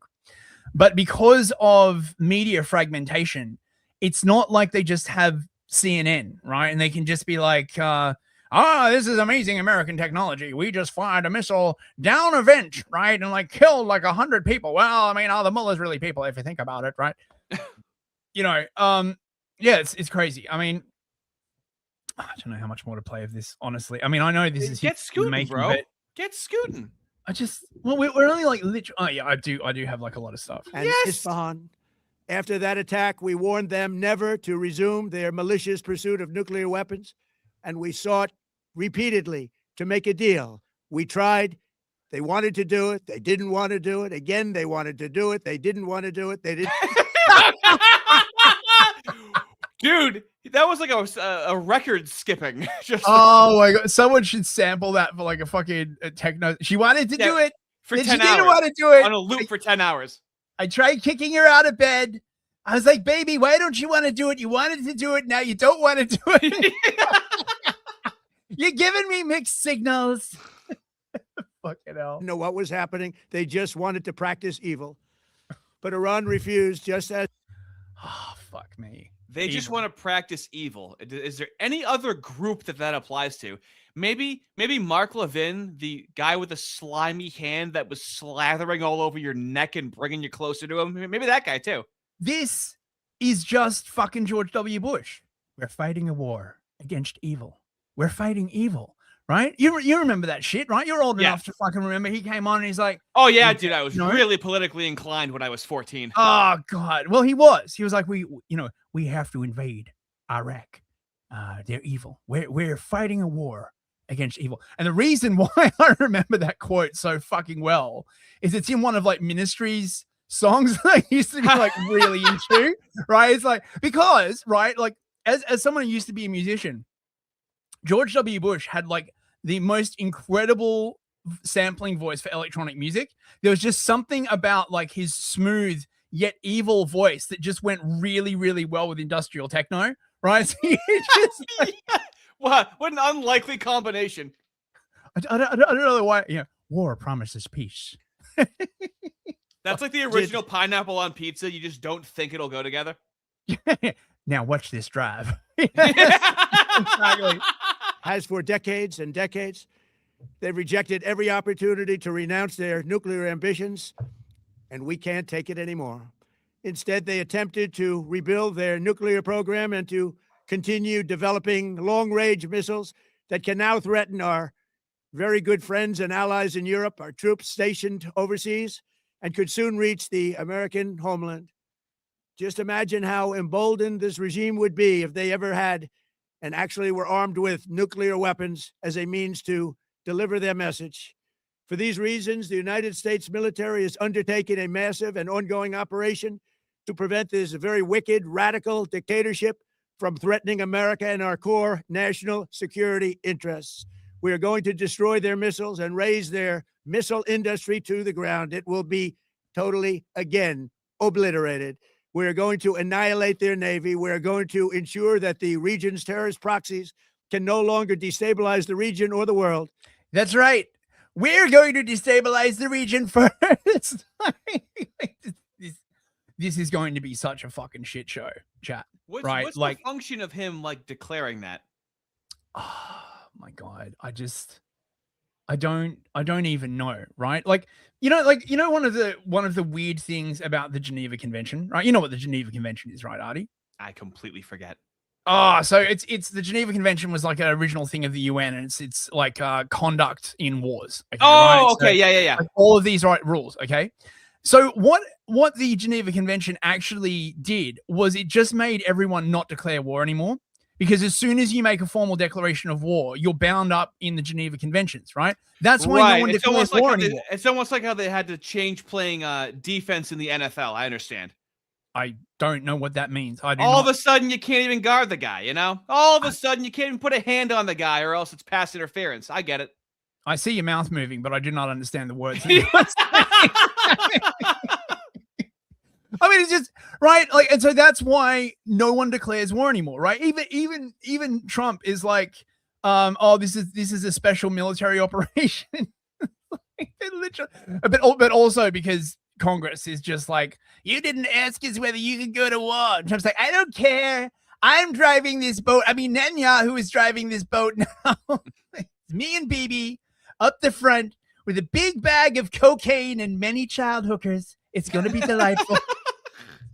Fucking hell. Oh, God. Oh, dude. This is giving me like a weird fucking like PTSD. Because like I watched all of this shit like kick off during the Iraq war, right? And just all of the fucking bullshit that everyone was like saying about it, right? Watching like fucking Bush and Blair come up and just being like, we're doing this for the Iraqi people. We are not your enemy. Your enemy is Saddam and your government. And that's why we're going to glass your entire country, right? Like, oh, God, it's the same fucking thing. 25 years, man. And attack our forces and no longer use their IEDs or roadside bombs, as they are sometimes called, to so gravely wound and kill thousands and thousands of people, including many Americans. And we will ensure that Iran does not obtain a nuclear weapon. It's a very simple message. So as you might be noticing, Artie, the goals of this military operation are vague and open-ended. Okay. Now, this is not talked about enough in foreign policy circles, but when you go to war, what you want is a strictly limited objective. Okay. So, for example, right? Russia more or less has these with Ukraine. Okay. So their objective is to take back Donbass and to disarm the Ukrainians, right? And basically turn them into like a neutral country. Okay. That is, I mean, all objectives in war have a tendency to like drift and no. But those are at least relatively precise objectives, right? You can tell when you control. Oh, you mean they're progressing toward a goal? Yeah. Okay. Well, I understand that. No. We're progressing towards the feeling of a goal, right? Like, that sounds impossibly feminine. You don't want to get like boxed in on a war, right? You know, yeah, it's like a woman that wants to have her options open, so she just keeps swiping on Tinder. Yeah. This war is just trying to find itself. It's not ready to settle down yet. Are you joking though? Oh my God. It just wants to see the world. Oh my God. You know, this war doesn't want to be in its 50s and look back and have regret, you know? That's right. Exactly. It wants to look back and know that it's lived a full life, made so many friends and enemies. It wants to have a very high body count. There it is, dude. Oh, fucking hell. Oh my God. Right. So Shapiro, of course, is Shapiro Steen is 100% behind this. This is just, oh my God, the cringe, mate. The cringe. Just let me die. The president's decision here is extraordinary. It's known as Operation Epic Fury, which I got to say is just awesome. The operation names from the administration, top notch. Midnight Hammer was great last year. Operation Epic Fury. Yeah, man. Epic Fury. Yeah, see, the Moos are really terrified, aren't they? They're not having a grand old time at all, are they? Oh my God. Hello, fellow soldiers, right? Do you want to die for Epic Furry? I am going to call it Epic Furry from now on. I did in fact think that up. I did see someone else like mention it on Twitter, but you know, Epic Furry, I think is the way it should be. Like it should go into history. Oh, that's in the running, definitely. Okay, so as you can imagine, fucking, maybe we should play a bit more Trump. We got to get into like the fucking missile footage. It's gonna like depress me. You're driving. I'm just in the passenger seat with my seatbelt on and my helmet on. Operation Epic Usury. Holy shit! Oh my God! Fuck! Oh mate! Oh, that gave me like a proper belly laugh. It's too ridiculous. Operation Epstein Fury. Oh my God! Right. Oh, dude. Oh, right. So hang on. Let's see what else Trump Steen has got to say, shall we? They will never have a nuclear weapon. This regime will soon learn that no one should challenge the strength and might of the United States Armed Forces. I built and rebuilt our military in my first administration. Yeah, they didn't know that. Yeah, we're still the new kid on the block, huh? Yeah. He's like, he's keeping it on the down low. And there is no military on earth even close to its power, strength, or sophistication. My administration has taken every possible step to minimize the risk to U.S. personnel in the region. Even so, yada. Fucking what else we got? The men and women of the armed forces will prevail. We have the greatest in the world, and they will prevail. To the members of the Islamic Revolutionary Guard, the armed forces, and all of the police, I say tonight that you must lay down your weapons and have complete immunity, or in the alternative, face certain death. So he's coming in strong. He's coming in strong. It just seems kind of random to go after Iran, doesn't it? Wasn't the whole point of taking away their nukes so we wouldn't have to do this? The thing is, right? Has anyone told him that like martyrdom is a virtue in Islam, particularly in Shia Islam, right? Like, is anyone? Well, yeah, but you have a wide knowledge of history, okay? So like, it's because I live in London, mate. This is kind of your thing. You've done a lot of research on this. We haven't had anything like 9/11 that would like possibly have us know that they're kind of like this, No. Well, why would Israel care if that happens in the United States?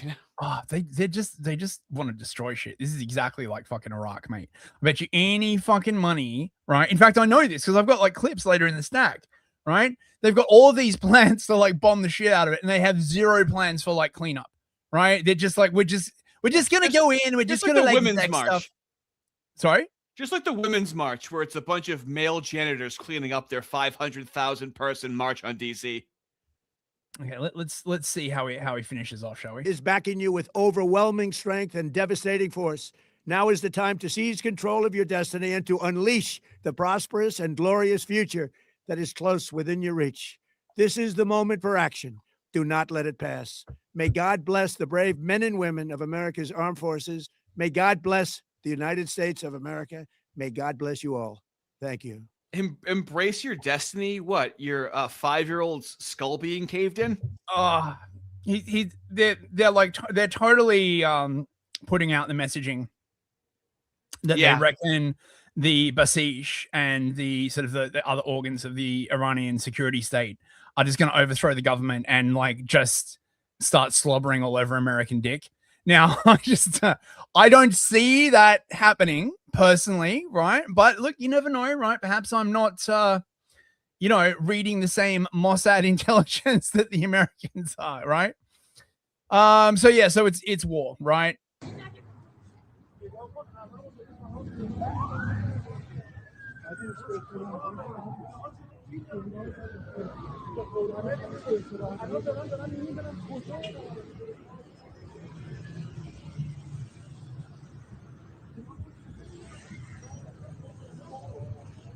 Oh yeah, so they bombed Tehran.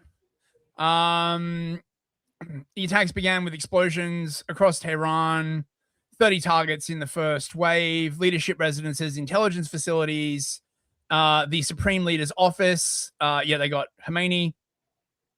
It started early in the morning, which was different to like Midnight Hammer. They did it during the day, you know.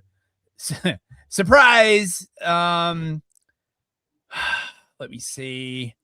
What else is this? Like, oh my god, fucking this is just, now that I look at it, it's just gay. The Iranians struck back, of course, against the defenseless Muish population. They didn't do nothing, bros. But don't worry, they're having a good time in the shelters, keeping their spirits up.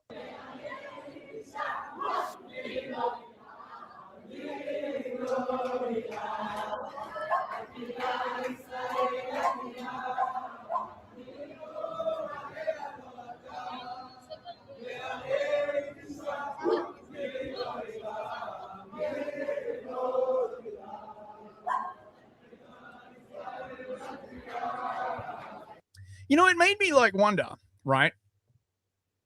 They do seem to have a thing about like tunnels and shelters, right? Because did you know like all of Israel is basically like got like bomb shelters under it, right? So it's like just a massive network of tunnels.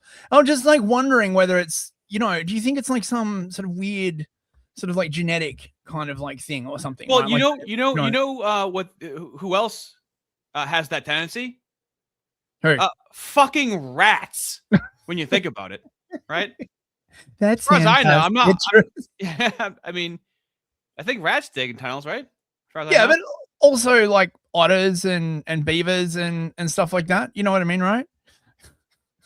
But in a terrible sign of exactly how bad the Iranians are, they shot back, bros. Who would have thought it? And a lot. I mean, I don't even need like sound for this. Basically, like you can just see like this. Didn't what's his name? Ekal Jacobi or whatever said that they not even a single one went through or something like that. Yeah, that's a fucking lie. Ian Malcolm came on and just completely proved him wrong. Yeah, that is a total lie, and we'll get to that in a bit. But basically, the Iron Dome ain't doming so well. You thought Iron Dome was when you get a BJ from a chick with braces, but no, it's actually like much more. Stop reading my diary. As long as you didn't get like some skin caught in there, that's painful, mate. Okay, wait, hang on. Okay. Got to like switch tabs. Let's see. It's Kino. This is all I've been like doing, right? Is like watching like this stuff.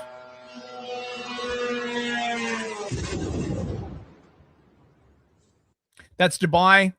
So the Iranians basically responded not just by striking Israel, but also striking US assets all around the region. So Dubai, Bahrain, Saudi, they hit like bases. Apparently a lot of the bases had been like cleared out and the personnel were in hotels. So the Iranians like attacked the hotels basically. This is Tel Aviv.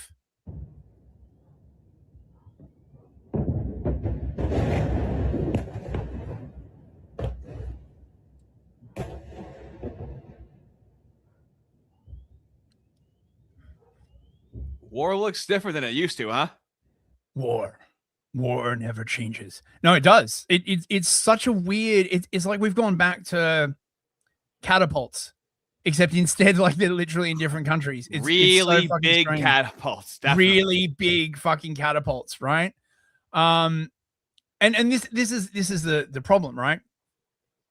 Fucking missile interceptors are probably like the most valuable thing, right, in the world now, right? Because they're in short supply. They need them. The Iranians got like these hypersonic missiles that sometimes need like 10 interceptors in order to like take down. It's a shit show. And the US has already burned like a ton of them in Ukraine. So, and we antagonized them pretty good by already bombing them. and Yeah, openly saying it's us, we bombed you, and we think we should have bombed you, and we would have bombed you again. So am I supposed to like cry then when like they were like starting to shoot off their own nukes or missiles? Of course you are. Of course. Yes. Right. You know, when we are finished, take over your government. It will be yours to take. This will be probably your only chance for generations. For many years, you have asked for America's help, but you never got it. No president was willing to do what I am willing to do tonight. Now you have a president who is... He sounds like that one weird hooker, you know. And put both balls behind my tongue. No one's ever been willing to do this as president before in your entire life. No one has been willing to deep throat all of Netanyahu's quite sizable sausage, but tonight I will do what has never been done. I got plenty of room for more. Really, just a bottomless pit. For you, baby, my throat is open. The old nut buffet. Oh, God. What you want. So let's see how you respond. America is backing you with overwhelming strength and devastating force.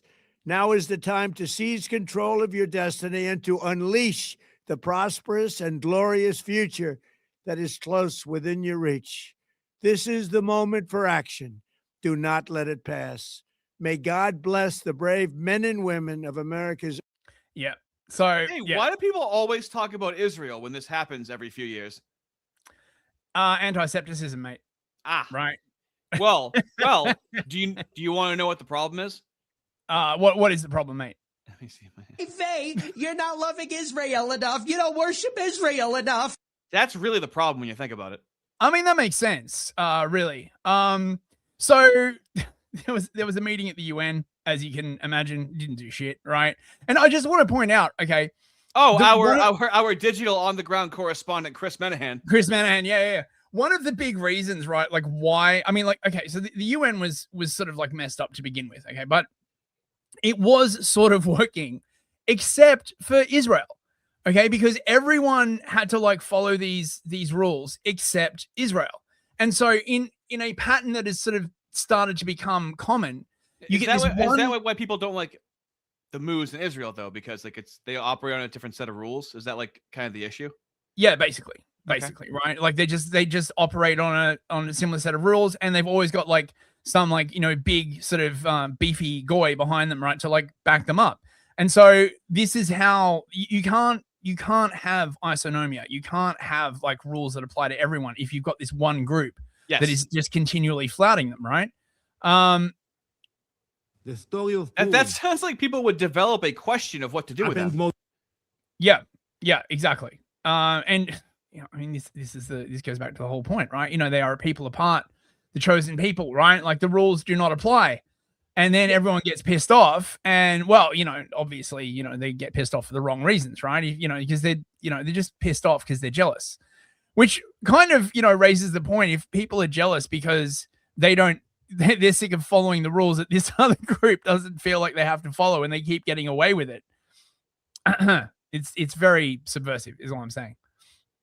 The story of Purim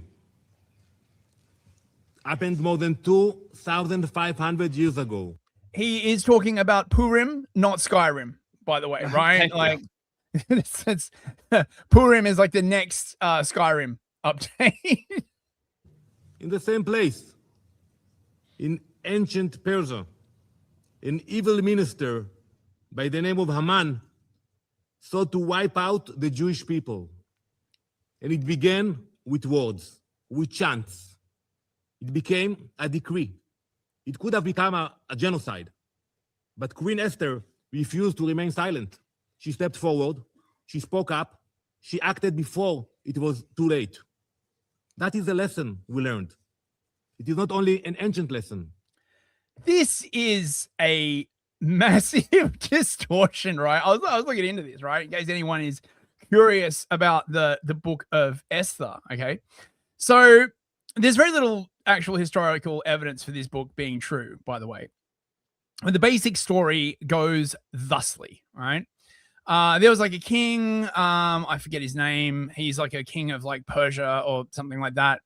And there's this plucky young Mooish girl called like Esther, who sort of manages to get into the king's bed and marry the king, right?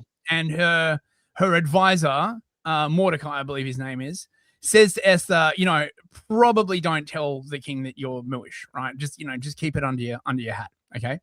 So the king's top advisor, Haman, was basically noticing too much and getting like a bit sick of the problems being caused in the Persian Empire by the Moos.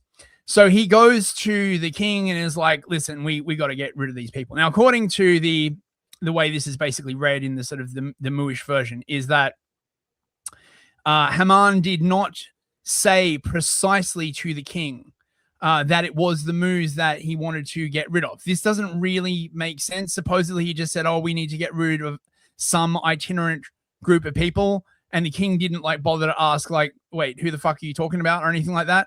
I don't know, right? Like talking to Grok about this was very, very mind bending because because you know how it is when you start talking with LLMs about this kind of like stuff and they just, completely like warp what they say. And you're just like, wait a second, that makes no fucking sense at all, right?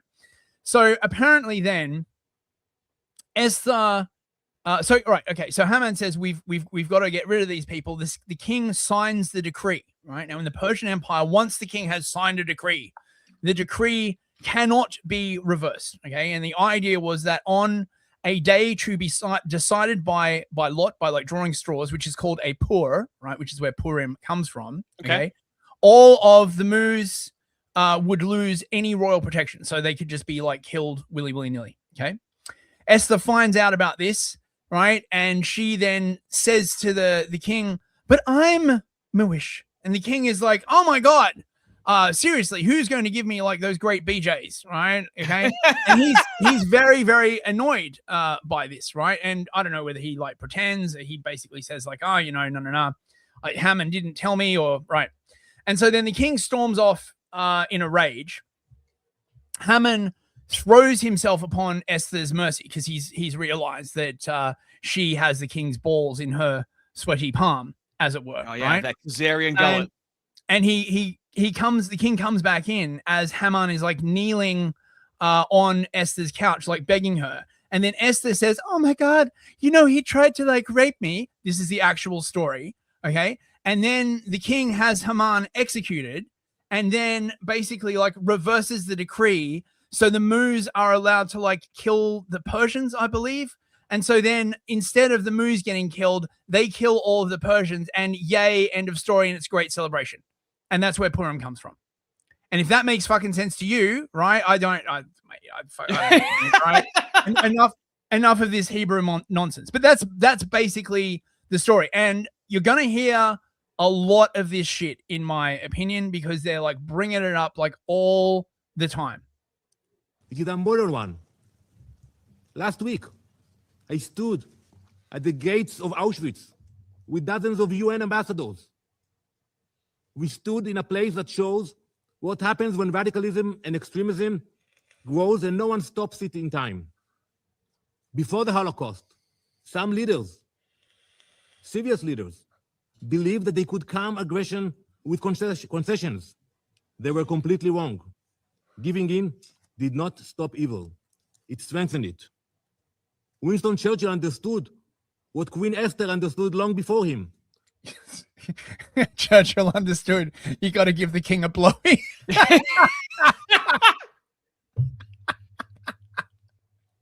and he could have been the hero, but he chose to be the villain. Oh my God. When destruction is declared and weapons are being prepared and assembled, leaders must act.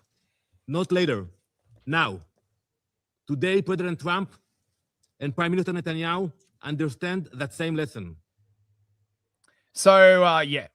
Right. That's a really tough accent to conquer right there. That guy's a special guy.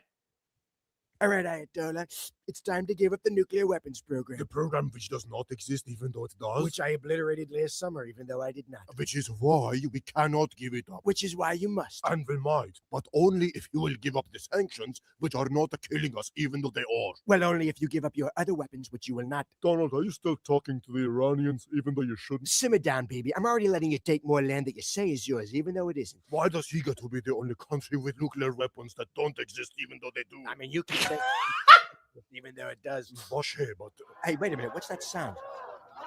The sound of people who are not protesting, even though they are. Maybe I promised to help them again, even though I didn't. Donald, enough. Win a prize for ending a war that you didn't start unless you do. You mean the prize that was given to me, even though it was not? Well, now we're talking. Now we are really talking.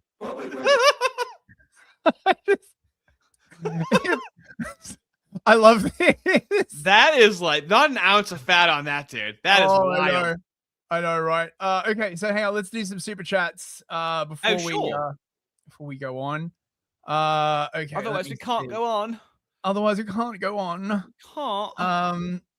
Okay. Hang on. So, what was the last one we did? Not a problem, Boblem.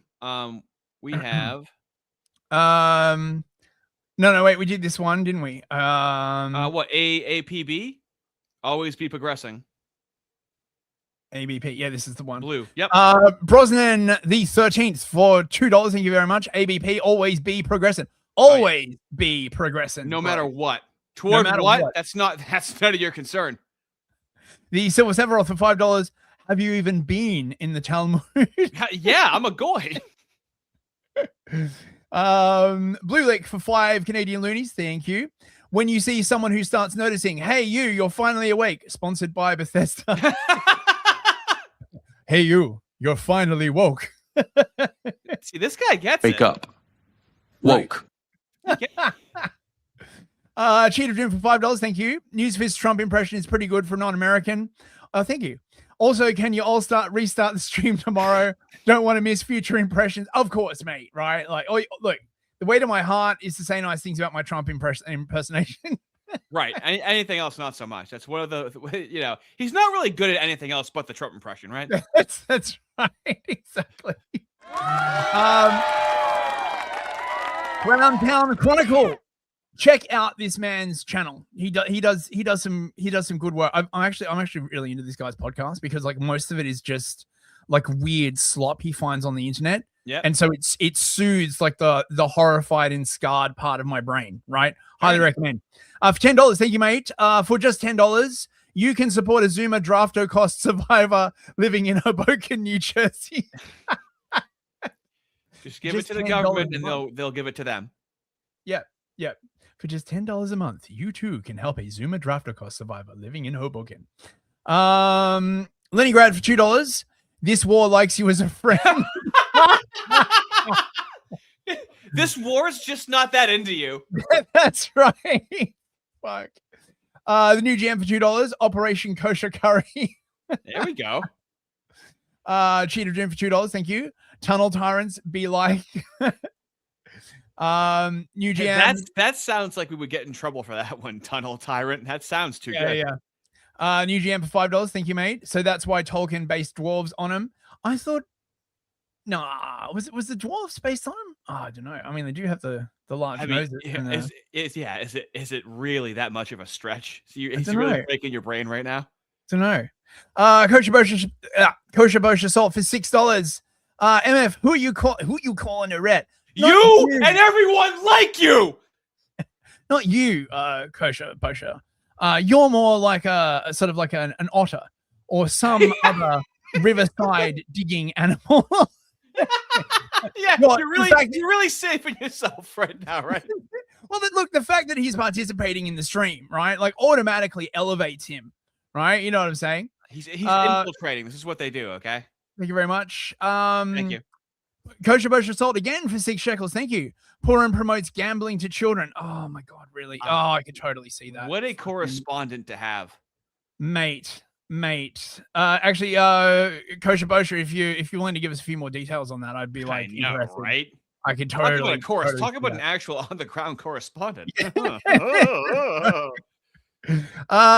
Sephiroth for $5. Thank you, mate. So even their holidays are about deceiving people that aren't like them. I'm afraid so, mate. Most of their holidays and their religious figures are about infiltrating governments, getting close to rulers, genocide, just really unpleasant stuff, quite frankly. And then James Lindsay empties his bag over it. Yeah. Well, I mean, he does get incredible. like, It's so special. There's kids running around. No one's allowed to do anything. Oh. I think he's up to the 14,000 shekel club by now, mate. Right? I mean, he did get that retweet from Netanyahu, right, about the walk Reich. I got to work on my Netanyahu impression. I have a feeling it's going to come in handy in the following days. I just need really. You think that guy's going to be around a lot? Yeah, I do. Okay. There was a rumor going around that he'd like actually died in the bombardment. But don't worry, right? He got on his plane and he flew to Germany. I shit you not. He got on his presidential plane and flew to Wolfenstein in Germany. Oh God, you couldn't make this shit up, right? Waffle for $20. Baby. Thank you so much, Waffle. Hey, I'm gonna take a nap. Can you finish this stream on another day? Mate, I don't think my brain can incredible. We got 2 a week. We have such a needy audience, don't we? It's incredible. And she had for $2. You didn't donate. That Zoomer is now dead. Blood's on your hands. Blood's on your hands. Tried. They tried to warn you. They tried to help. Also, ooh. Thank you. Ara. Oh, War Weebs. Part 2. War Weebs. Now that's a show. Oh my God. The meat in the seats. Oh, thank you very much, guys. Okay. So let's okay, so they got Khomeini, they got him. Now, see, this is the thing, okay? Again, in Shia Islam, Khomeini is now a martyr, right? He didn't die of natural causes. There were rumors that he had like cancer. He was like 86 or something like that. He was on his way out, right? Now, because he was killed in war, he is a martyr, right? Like I think like Ali Hussein is also like a martyr. So he is now, right? Like it's literally like the Star Wars meme, right? You've struck him down and now he's more powerful than ever before. Okay. But we will force them to all be Christian Zionists. It's going to be awesome. The Iranians were not happy about this. The devils of the world will celebrate. And everybody they have managed to brainwash. But this is not over. Trump is going to pay a price paid by no American president at all time, paid by no Zionist of all time, paid by no criminal of all time. Trump is going to see, because revenge is coming, and revenge is coming soon, and revenge is coming after Trump, after everybody who facilitated this assassination. He will pay the ultimate. Who is talking right now? Oh, this is like the news announcer. Not it's okay. Yeah, he's like talking from beyond the grave in the voice of a historical woman. I just thought that was just an odd combination. Okay. So like as you can see, the Iranians are completely cowed. They're like, oh well, you killed Khomeini. I guess we're not gonna like do anything about it now, right? Just as planned. Yeah, they're widely known for calling it quits, right? Any day now, they're all about to like demonstrate and overthrow their government. Oh wait.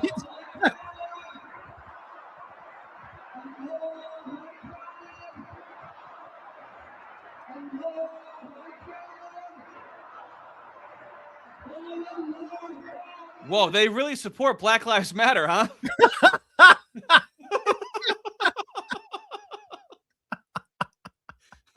Yes. So, as you can imagine, the PR war is going great, right? Like, I mean, oh my God, fucking. The thing is, right? You literally see groups of fucking Shia Muslims in like London down like at Marble Arch every year on like fucking Ali Hussein's birthday, and just like whenever they feel like it, basically, like they just take over like all of Marble Arch and wander around like beating their chests and shit like that. If I didn't know better, I would suspect that there's some like weird apocalyptic cult in charge of the US and Israel that's like literally trying to start some kind of conflagration in the sort of weird belief that I don't know, it's going to cause like the Messiah to like come. A good thing that isn't happening, right? Yeah. So yes, Khomeini's dead. The Assembly of Experts convened within the hour. Apparently, that's how they, picked the next Ayatollah. The Israelis did bomb the building where the Council of 88 experts meet, but apparently they did it on a Zoom call, so no one died. Bit of an oversight, right? But pretty ballsy to just all gather together in public, don't you think? Oh my God. Let's all get together and talk. This is such a fucking shit show, mate, right? Like this is going to make Iraq look like a fucking cakewalk, man. As you see in the bottom of your screen, Iran's leader, the leader of Iran's Islamic Revolution, Ayatollah Sayyid Ali Khamenei, has been martyred. It's now confirmed. Iran's leader of Iran's Islamic Revolution, Ayatollah Sayyid Ali Khamenei, has been martyred in the U.S.-Israeli attacks on Iran. So this piece of news now is confirmed. This is obviously a very difficult piece of news to be relayed to the audiences that are watching us. It's been confirmed. We obviously have our channels that, after their thorough investigation, have concluded and have confirmed this. Yeah, look, he's dead, right? He's dead. He's a martyr, right? He's gone. And he's gone. Bit of a tense moment in the United Nations after that. I have one word only. I advise to the representative of the United States to be polite. It will be better for yourself and the country you represented. Thank you. And he asked me to be polite, and I took that personally. The representative of the United States has asked for the floor to make a further statement. Frankly, I'm not going to dignify this with another response, especially as this representative sits here in this body representing a regime that has killed tens of thousands of its own people. Yeah, trash the guy's physique like that, huh? Or simply for wanting freedom from your tyranny. Thank you, Mr. Yeah, man, those protests were mostly peaceful. Don't you know, right? Oh, sake. Now, weirdly enough, they had the Iranian foreign minister on American TV. I would have assumed they would have just like locked it down and be like, we're not talking to you. But he was actually on American TV. This is Agagbi or something. What's his fucking name? Araghchi, Foreign Minister Araghchi. Not going to be alive anymore. Well, I mean, he's apparently still alive. And the news host is like, but why, why are you at war with us? So for clarity, you said that your missiles cannot reach the United States by design, that you do not want to reach the United States, but you also said it would be necessary as a defensive vehicle that you could if necessary. So to be clear, are you committing that Iran is not and will not build missiles that would have the capability to reach the United States? I can confirm, yes.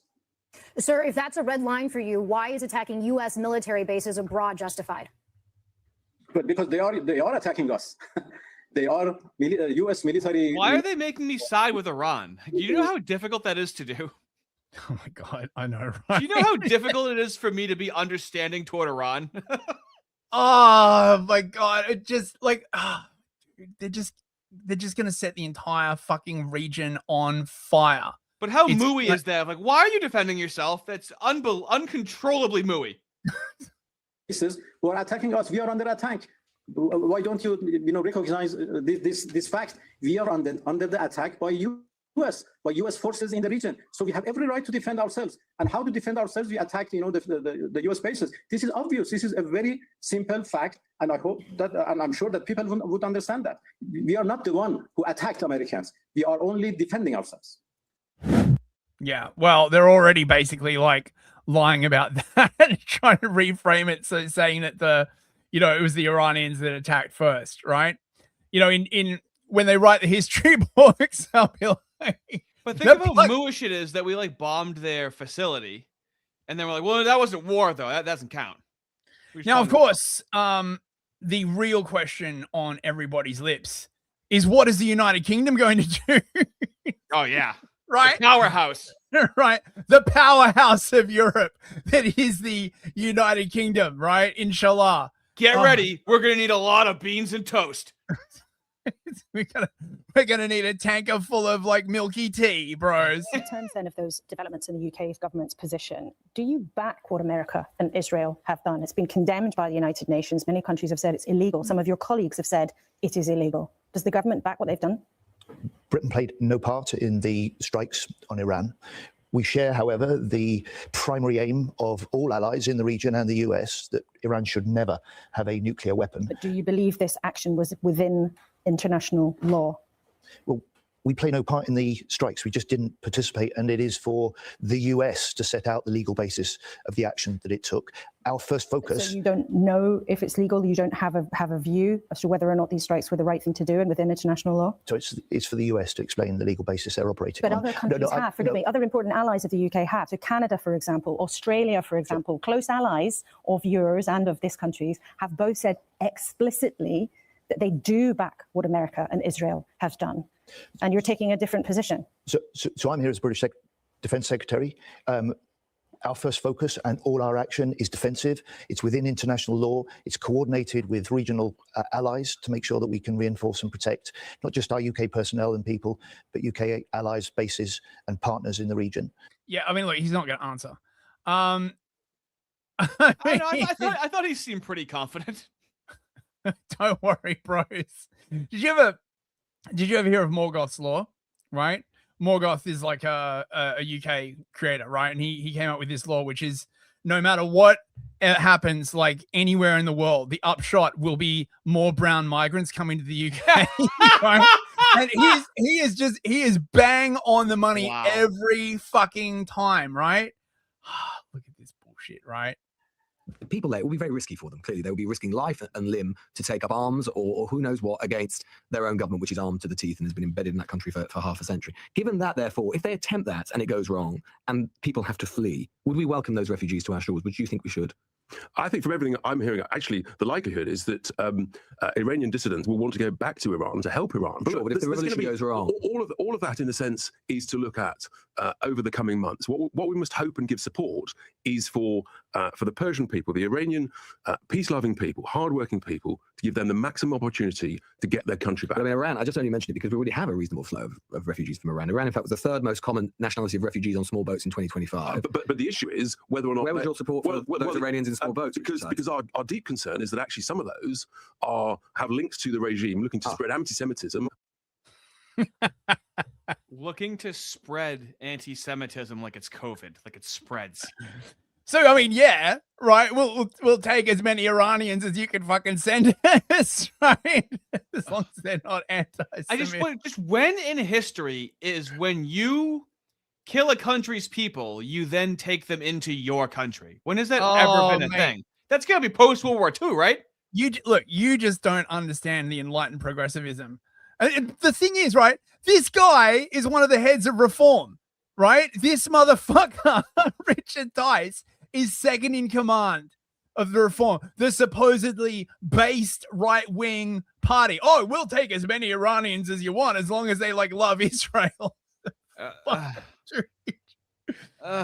Oh God. Starmer, of course, was quick with his statement. Well, we didn't have anything to do with these attacks on Iran, okay? We are still a proud Muslim country. Our crazy, violent Muslim immigrants, including our precious criminals and rape gangs, are the bedrock of our society. So to all my crazy Pakis, please don't protest against my government. If you see a kitchen knife, use it to make some lamb kebabs at home, and not to go out to the streets to murder us with it. Oh, and thank you for your votes. That's why we let you in. So look, the UK government is clearly like packing shit in tiny boxes because fucking right, they now have like so many freaking Muslims in the country, right? Like, what the fuck are they going to do? This is the reason why they're like, oh, you know, we didn't support the strikes and blah blah blah blah blah. Of course, this lady is asking the question that everybody, quite frankly, is asking. Why does it have to happen to us always? Why is it always the Jewish people? We didn't do anything. Like, it wasn't us. Like, we really didn't do anything. That is literally didn't do nothing. It's literally didn't do nothing. Hold on, just stay right there. Don't move a muscle. Jews have been kicked out of every country we've ever lived, and it's never been our own fault. Thank you. Go continue. Yep. State would say you guys started this war by attacking Iran about 48 hours ago. No. We did not start. No, the Jewish people. Israel doesn't want to ever do a war. Very convincing.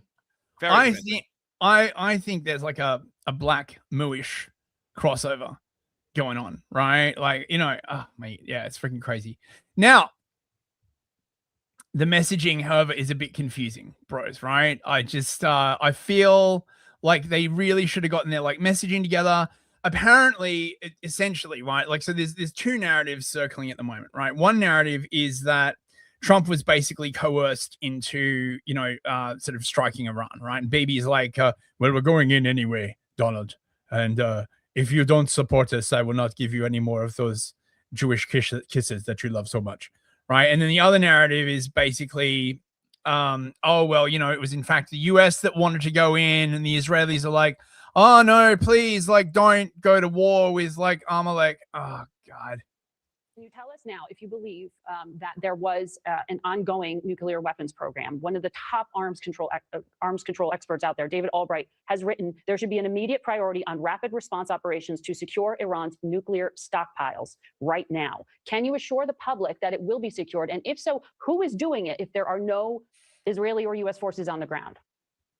So there is no doubt that a year ago, Iran had an active and ongoing nuclear weapons program. We took out the vast majority of that at the end of the 12-day war. Where that Israel U.S. intelligence assessment was not made public, if that is what was briefed to you. We launched targeted bombs at the end of the 12-day war, where we dropped the equivalent of about a third of a nuclear weapon on those underground facilities like Fordo, which is built into the base of a mountain. The bunker buster bombs we used, Israel doesn't have those bombs. No other country has those bombs. We took them out last year. The Iranians were still hell-bent on rebuilding them. And one of the things we are doing right now is taking out their missiles, in particular, the southern missile belt. Right now, Iran is building roughly 100 missiles a month. They're actively building missiles to threaten their neighbors. And so why are the Iranians building more missiles than America? Right? I really want someone to answer this fucking question, right?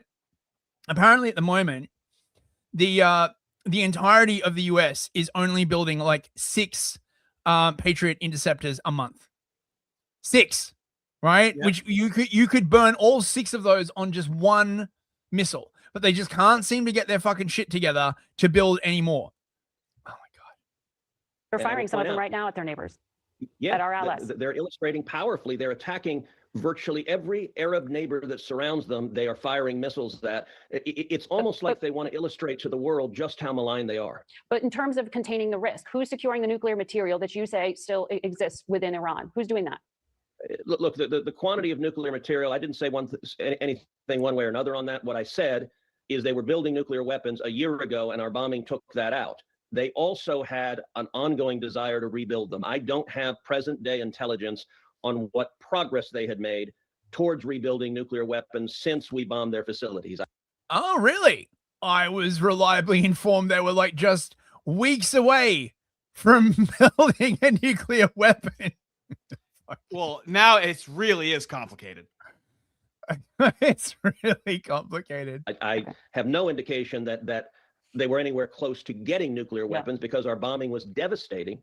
And Margaret, that's one of the reasons I urged President Trump, now is the time. You know, dictatorships. Right. So we went to war with them because they don't have nuclear weapons. It really is. I really feel bad. And they're like, why are you defending yourself to the guy? That's really is that over the top gaslighting, and he has to be like, what are you talking about? What? So they pivoted later to basically say, oh yeah, we had to go to war with them because they have, you know, an ongoing ballistic missile program, and if we like waited for a year, flattening their whole country would have basically been impossible. So, you know, this is the thing, like the story like keeps changing, and because of Twitter now, it's not like they can just sort of, you know, use CNN to just like smooth shit over. It's very, very different operating environment now. Of course, the primary question for Israel. Meanwhile, Marco Rubio, and possibly the most damaging comment for Israel yesterday, said that the Israelis were planning an attack, and the Americans felt that if they didn't preemptively strike Iran, that the Americans would be hit as a result of Israel's strike on Iran, which puts Israel in a really tough spot right now. And Israel supporters here at home essentially being used as fodder by Israel critics to say that Jerusalem is controlling Washington's foreign policy. So a real messaging issue right now. It's a messaging issue. But you might be wondering, dear viewer, what's going to happen afterwards, right? They're gonna destroy everything. What's going to happen afterwards? Well, don't worry, bros, right? Lindsay Graham is here to lay it all out for you. Moving forward, in a social media post Sunday, President Trump wrote this, quote, hopefully the IRGC and police will peacefully merge with the Iranian patriots and work together as a unit to bring back the country to the greatness it deserves. Is hope the plan for the future of Iran? No, the future of Iran is going to be determined by the Iranian people. The new Iran, whatever it is, a representative democracy, our goal is to make sure it cannot become, again, the largest state sponsor of terrorism. That's a win for us. But is there a plan to make sure that happens, Senator? Is there a plan? Does the president have a plan to guarantee that that happens? No, it's not his job or my job to do this. How many times do I have to tell you? Our job is to make sure Iran is no longer the largest state sponsor of terrorism, to help the people reconstruct a new government, no boots on the ground. I don't buy that one bit. It's in America's interest to make sure the Ayatollah is dead. He's dead. Dude, why not just like end their bloodlines, dude? What they needed to stay alive to fight again. If they were really this dangerous, okay? every single time. So we're just going to break stuff, right? And then fuck off. Supposedly, right? Where do you think we learned that from? The constant state of destabilization. Where did we learn that from as Americans? Don't know. You know, it's hard to say. And then we've got the history revisionism is like already starting. Look at this from freaking Randy Fine. And the downside of Iran getting a nuclear weapon, imagine the same people who did 9/11 being able to do the next 9/11 with a nuke. That is not something we can allow to happen. Yeah, great point. Oh my God, Randy, imagine if you could see your dick when you pissed. So it was now the Iranians that did 9/11. That's amazing. I have never heard that before, you know, right? I mean, who gives a fuck? Why didn't we attack Iran then, like, after 9/11? Well, we really wanted, like, bin Laden to be there, but, you know, fucking, oh, God. Jesus, fuck. This is such a fucking shit show. But, you know, right, like, give it, like, a few months, right? Like COVID, like anything else, right? What will gel in the minds of most normies is just the thing that they keep repeating. They'll settle on some narrative, and they'll just keep saying it, and bada bing, bada boom.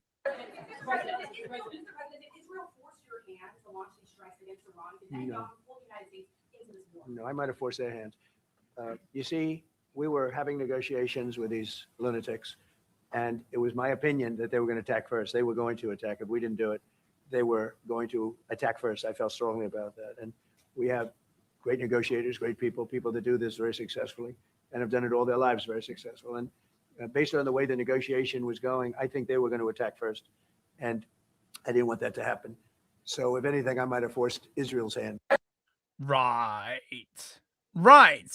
So it was Trump that actually like forced it, not Netanyahu, because during the negotiations, he thought somehow, right, that the Iranians were going to attack first.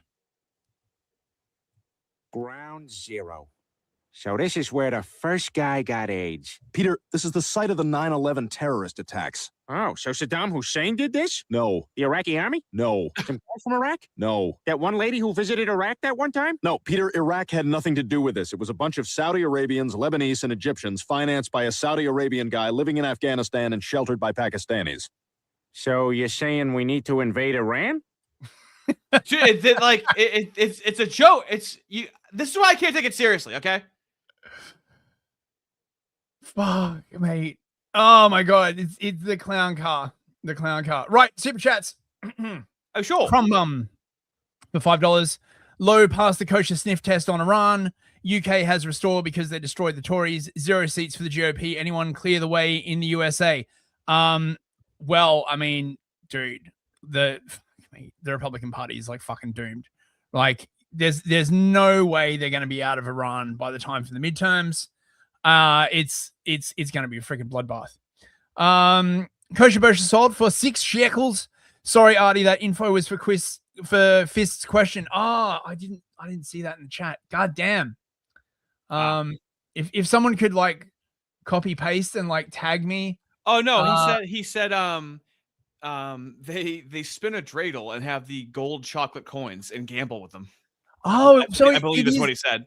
It is the dreidel thing. Yeah. Thank you. And I said, don't tell me that it makes me hate. Cheetah Doom for $2 as an American. Southern English can FAFO. Nice. Well, it's pretty dire. Jim Knight for 5 loonies. Thank you very much. JLM Knight, sorry.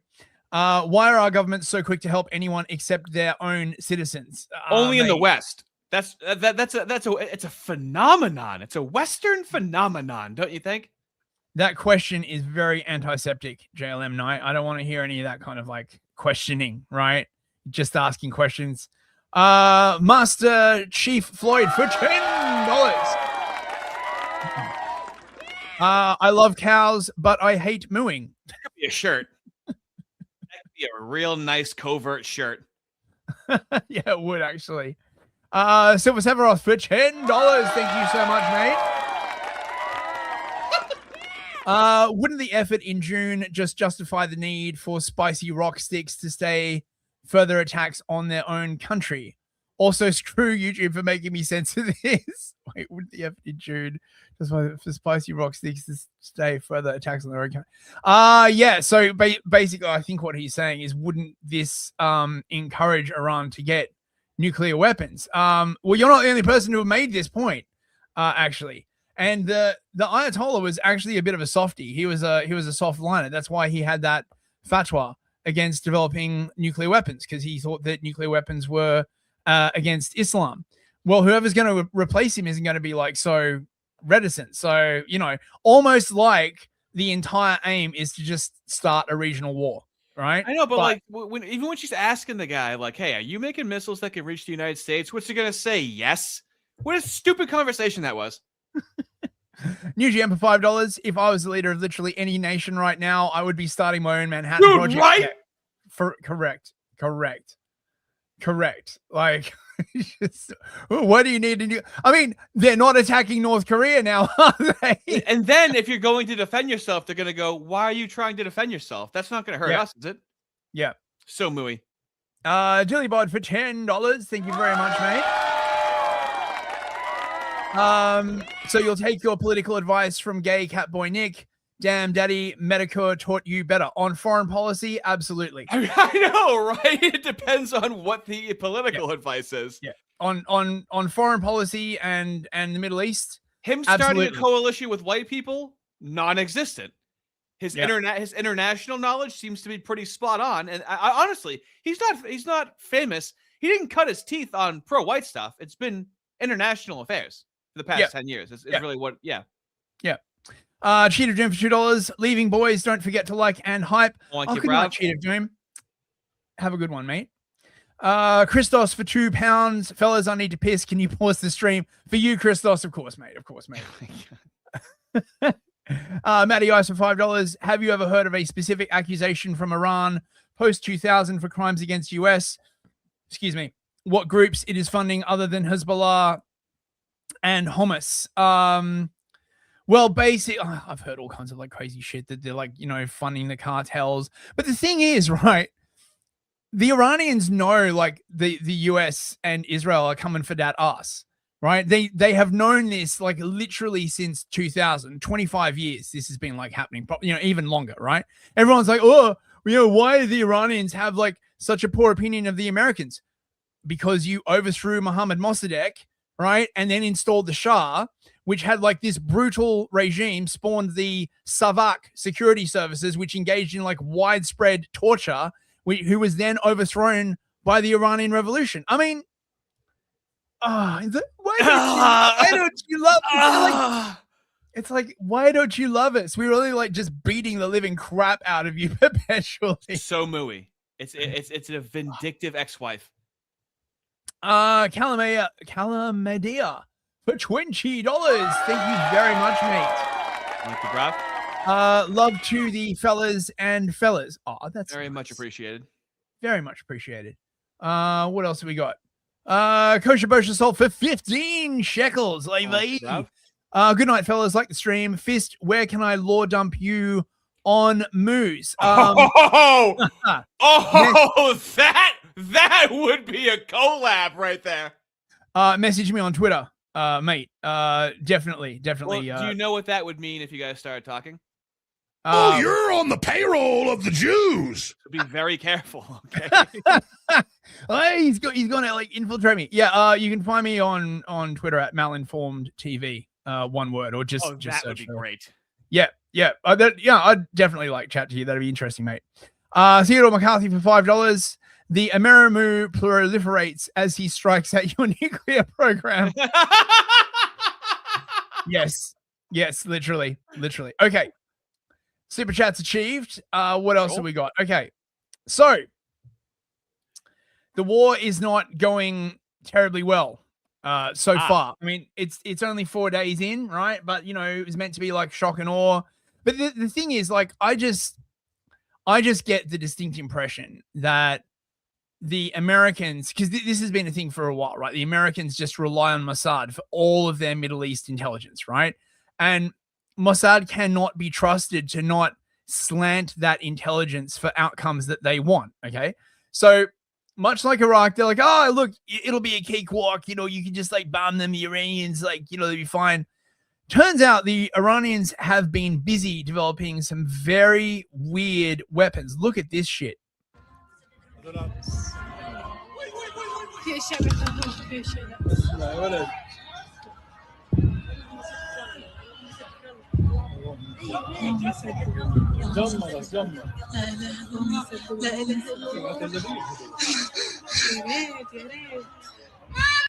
That is a lot of incoming missiles, man. Right? Like, dude. Okay, so wait, I got this thing from like Nick. It's like 18 minutes. I can't play the whole thing.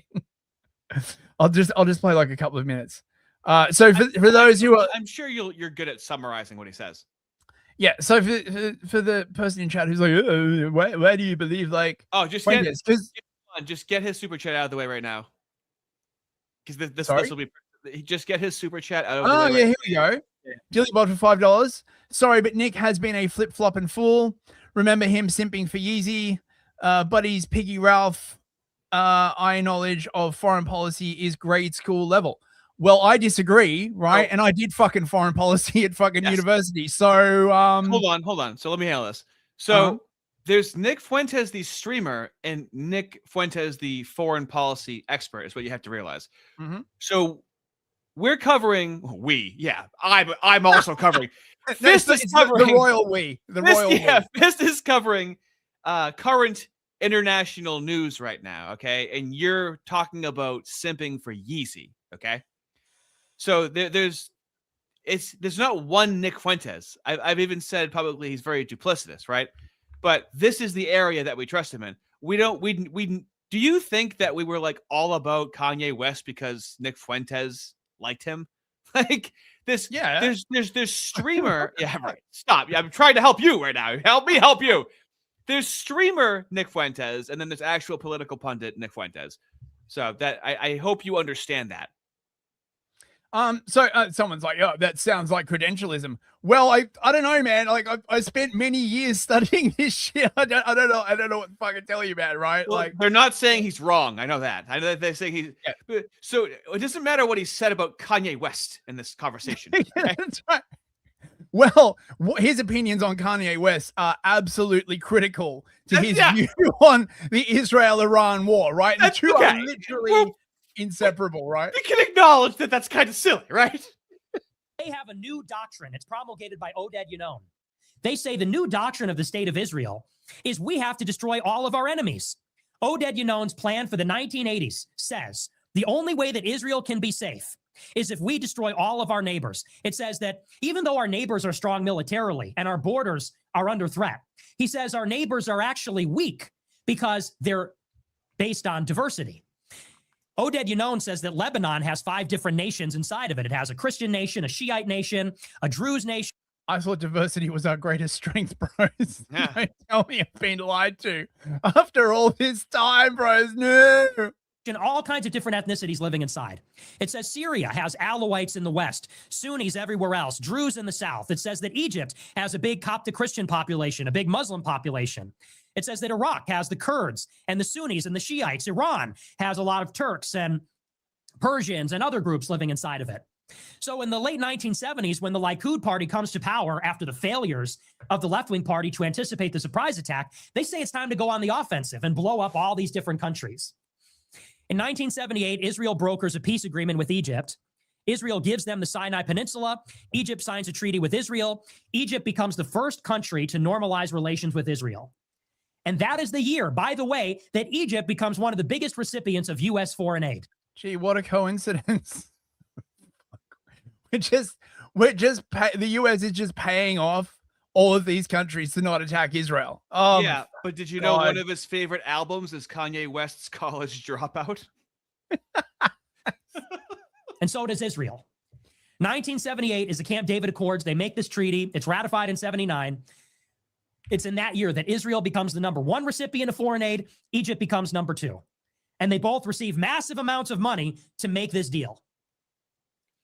In 1978, Israel goes to war in Lebanon.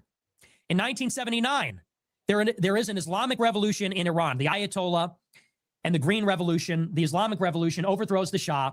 They hold the Americans hostage in the embassy, and they declare a revolutionary Shiite caliphate. The Israelis are perturbed by this.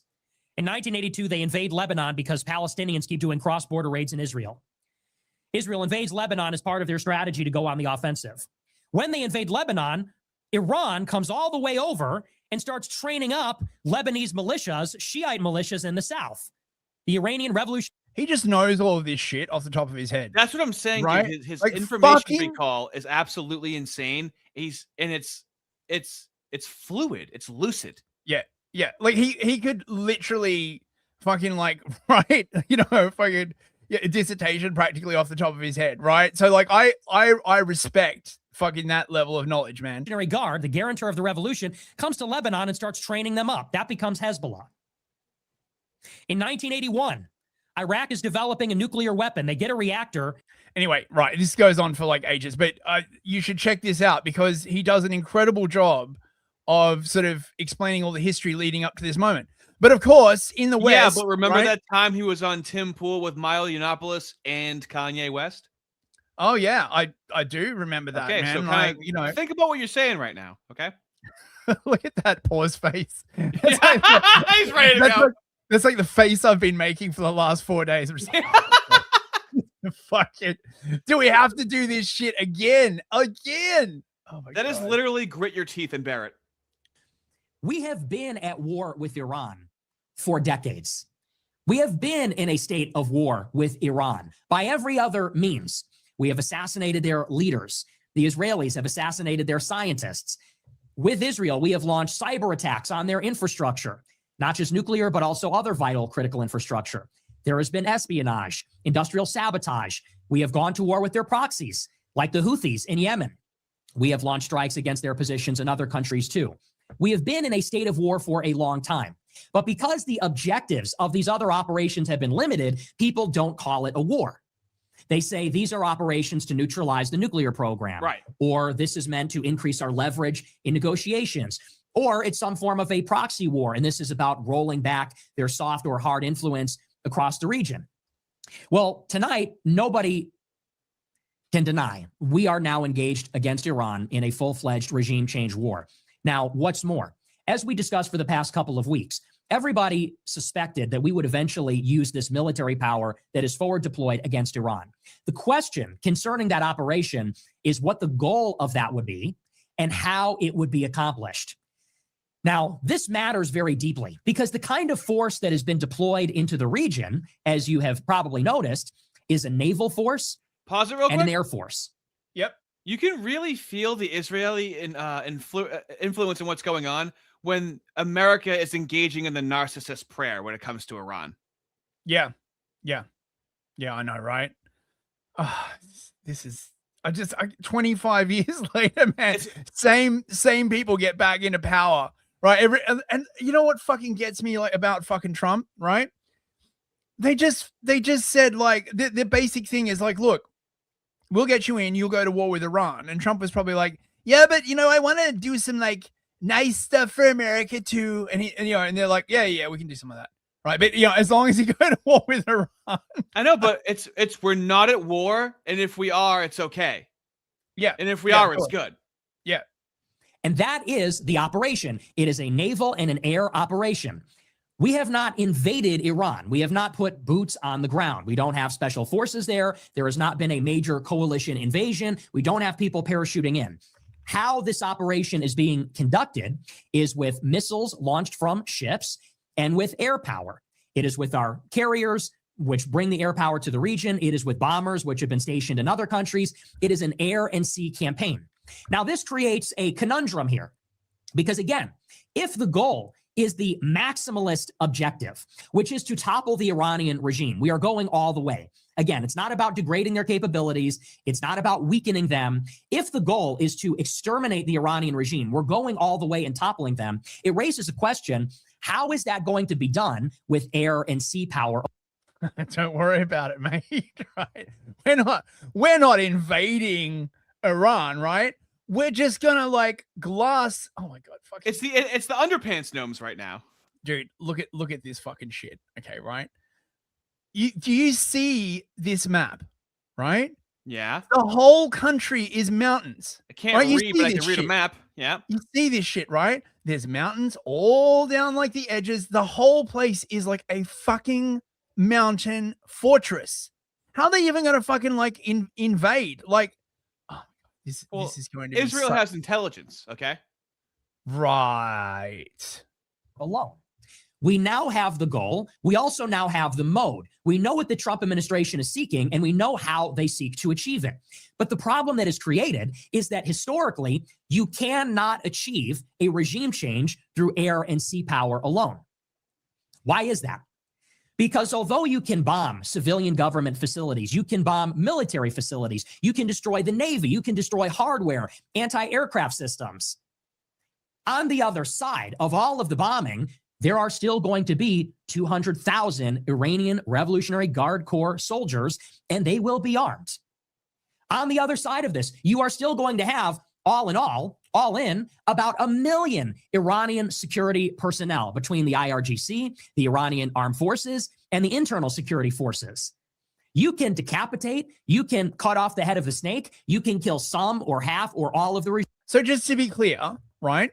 Wow. Dude. They are going to invade and overthrow a country that is literally a mountain fortress with 1 million strong army that has had 25 years to prepare, building fucking tunnels and bunkers and like with a lot of space too. It's not a small country. Oh god, it's literally the size of Western Europe, by the way, right? Like I don't know if this is apparent on the map, right? Yeah, give us the size. Yeah.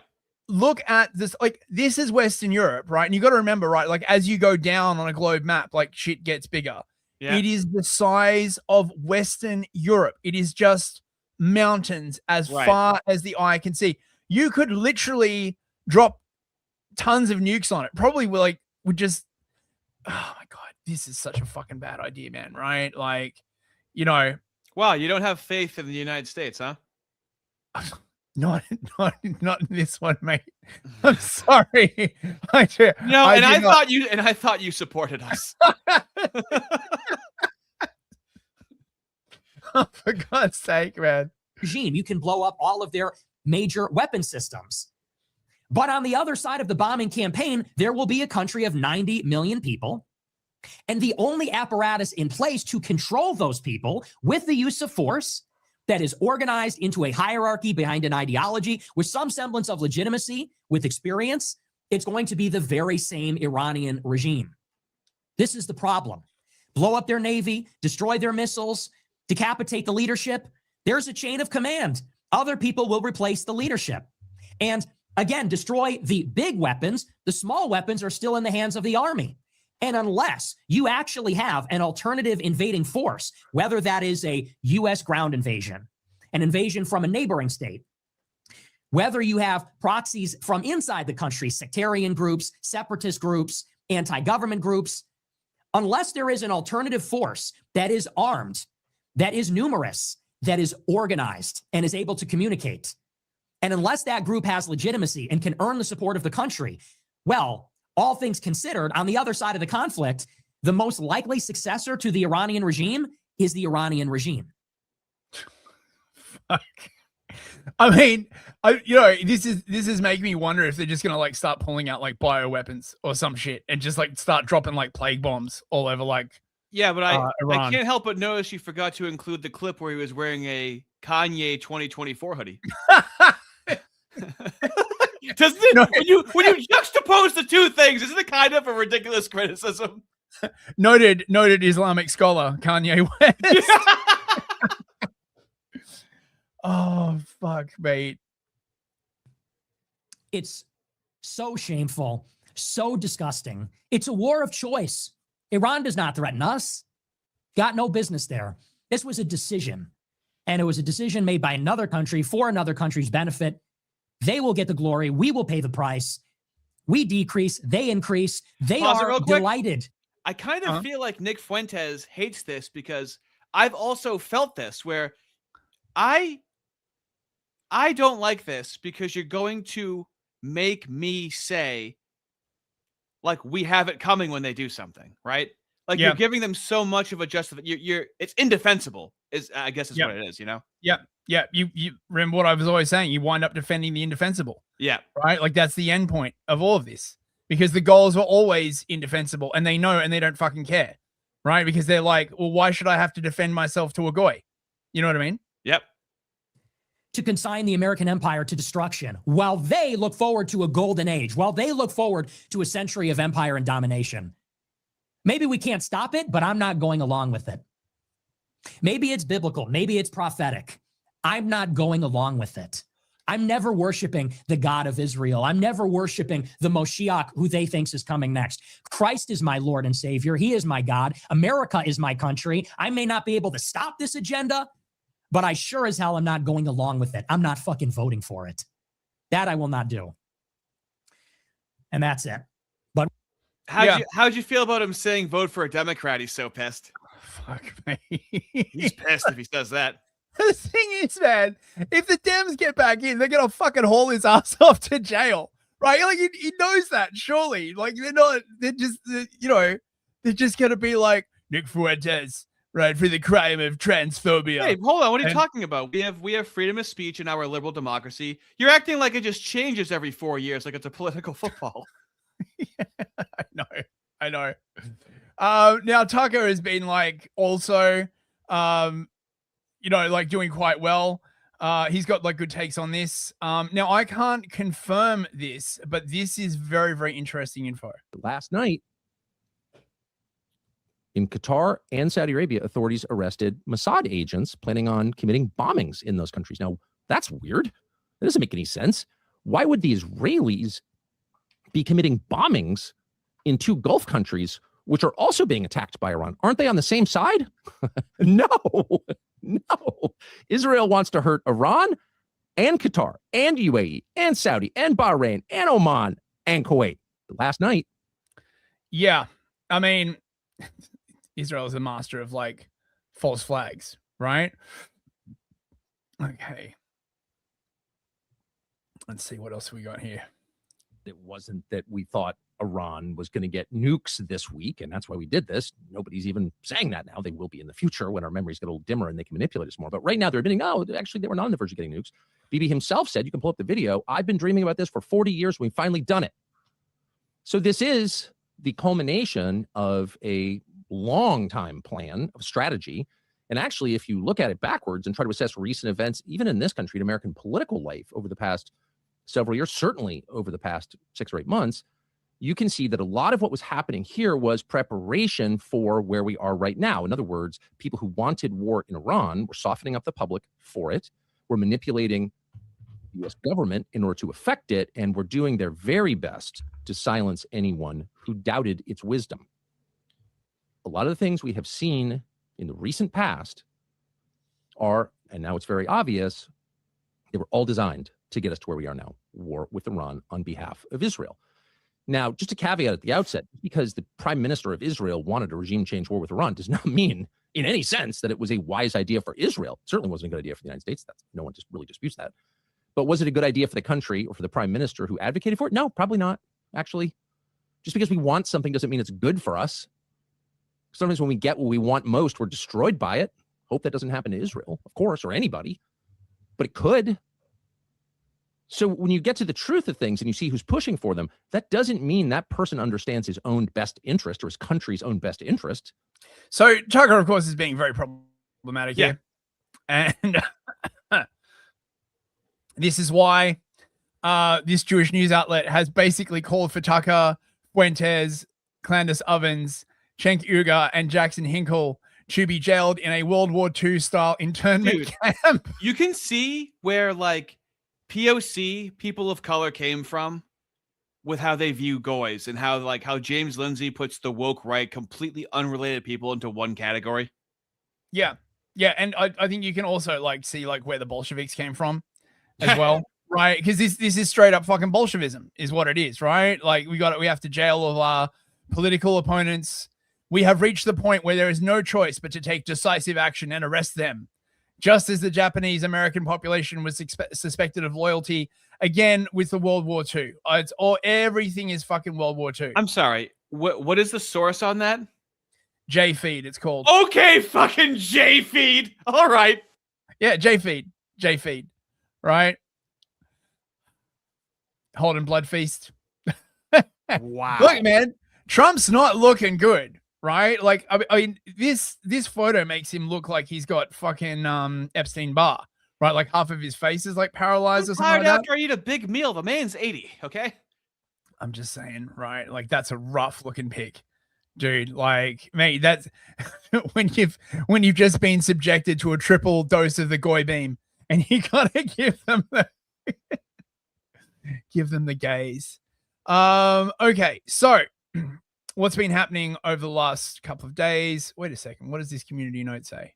Hang on. Okay. Well, supposedly, I don't know, saying like this might be AI, but hypersonic missiles are like really, really, really fast. Whoa, did you see that? That was fast. Yeah, I think that is AI. God damn it. This is good. This is good for discernment, okay? I think pretty sure this one is real. This is going to happen.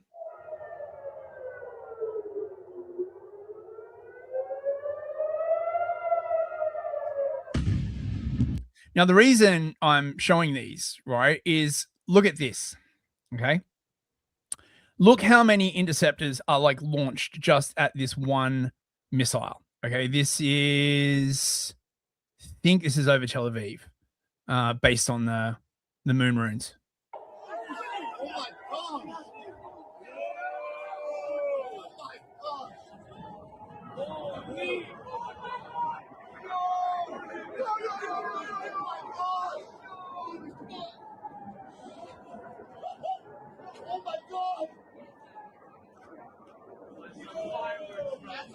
Oh my God.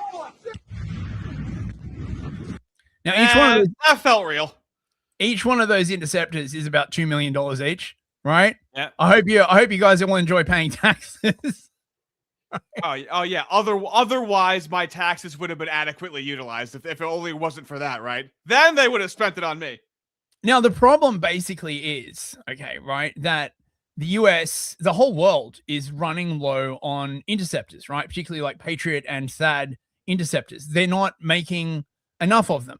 And this has been like a problem because they gave like shitloads of them to Ukraine. They were like burnt like tons of them during the 12-day war. And if the world runs out of Patriot interceptors, everyone is going to be defenseless. Okay. And apparently, Dan Kane, the general, raised this with the White House, and they're like, "Hey, relax, guy. Don't worry about it. Hey, take a load off. Relax, buddy." Right? Oh my God, it's so insane. As you can imagine, the war is very, very popular. Look at these fucking numbers, man. Right? I mean, this makes sense, right? Because this is the 9/11 effect. Okay, Afghanistan was like right after 9/11. They're like, we got to invade Afghanistan. That's where Bin Laden is hiding. And then they invaded Afghanistan, and then they're like, actually, we haven't found him. He must be in Iraq. We need to invade Iraq, right? And you can see like and I remember this like very clearly because in Australia, everyone was really sympathetic of the Americans when they went into Afghanistan, right? Yeah. And then they turn around and they invaded Iraq, and everyone's like, what the fuck are you doing? Look at those numbers, okay?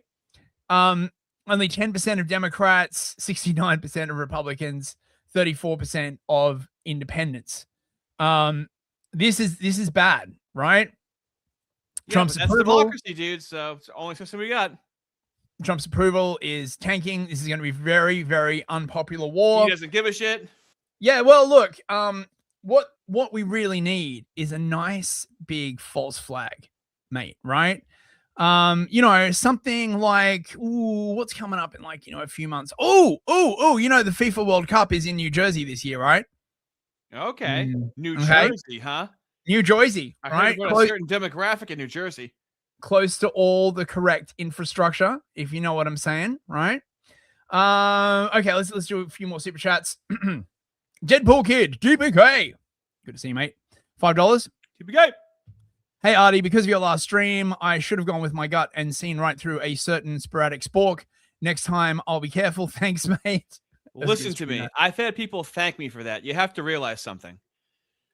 I'm only capable of doing that because of people's support for me doing that. For me to actually make it, worth trying to do something like that, which could be potentially damaging to me. So when I say support, I mean people actually reaching out to me and going like, "Ooh, I felt something was wrong, but I didn't say anything." I could feel that a lot of people didn't feel very good about that person, and I felt a responsibility to say something. And I can only do that with people like you saying, "Hey, thanks for that." So I very much appreciate it. Also, check Rumble Rants, apparently. I got it queued up. Okay.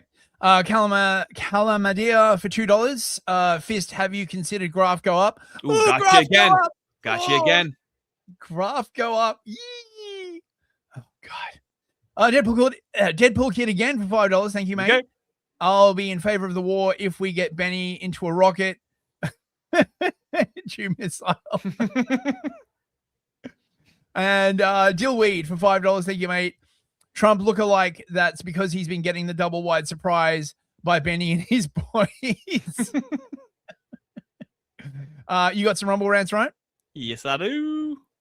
Kalorgi of $5. Nick and the Groper's vindication ceremony when the 23rd Ayatollah in 30 days takes the Samson option off of Israel. And now I'm just going to do, this is a little bit of a sugar. Okay, just a little bit with the Wolf of Wall Street right there, okay? So, in Rumble Rants, you are able to send links, just so you know. So, thank you for that. Very much appreciated. Is that it for Rumble? Yeah. Okay. And Matty Ice for $5. Thank Hashem, the World Cup is in New Jersey. Luckily, they don't have any power or influence there. It will be hard to infiltrate. Phew. Yeah, exactly, right? It's going to be fine. It's going to be fine, bros. So Nick has officially turned away from Trumpism. I got to say, I'm feeling just, oh my God. Hey, I need to pee. 2 minutes, okay? Murdoch was right.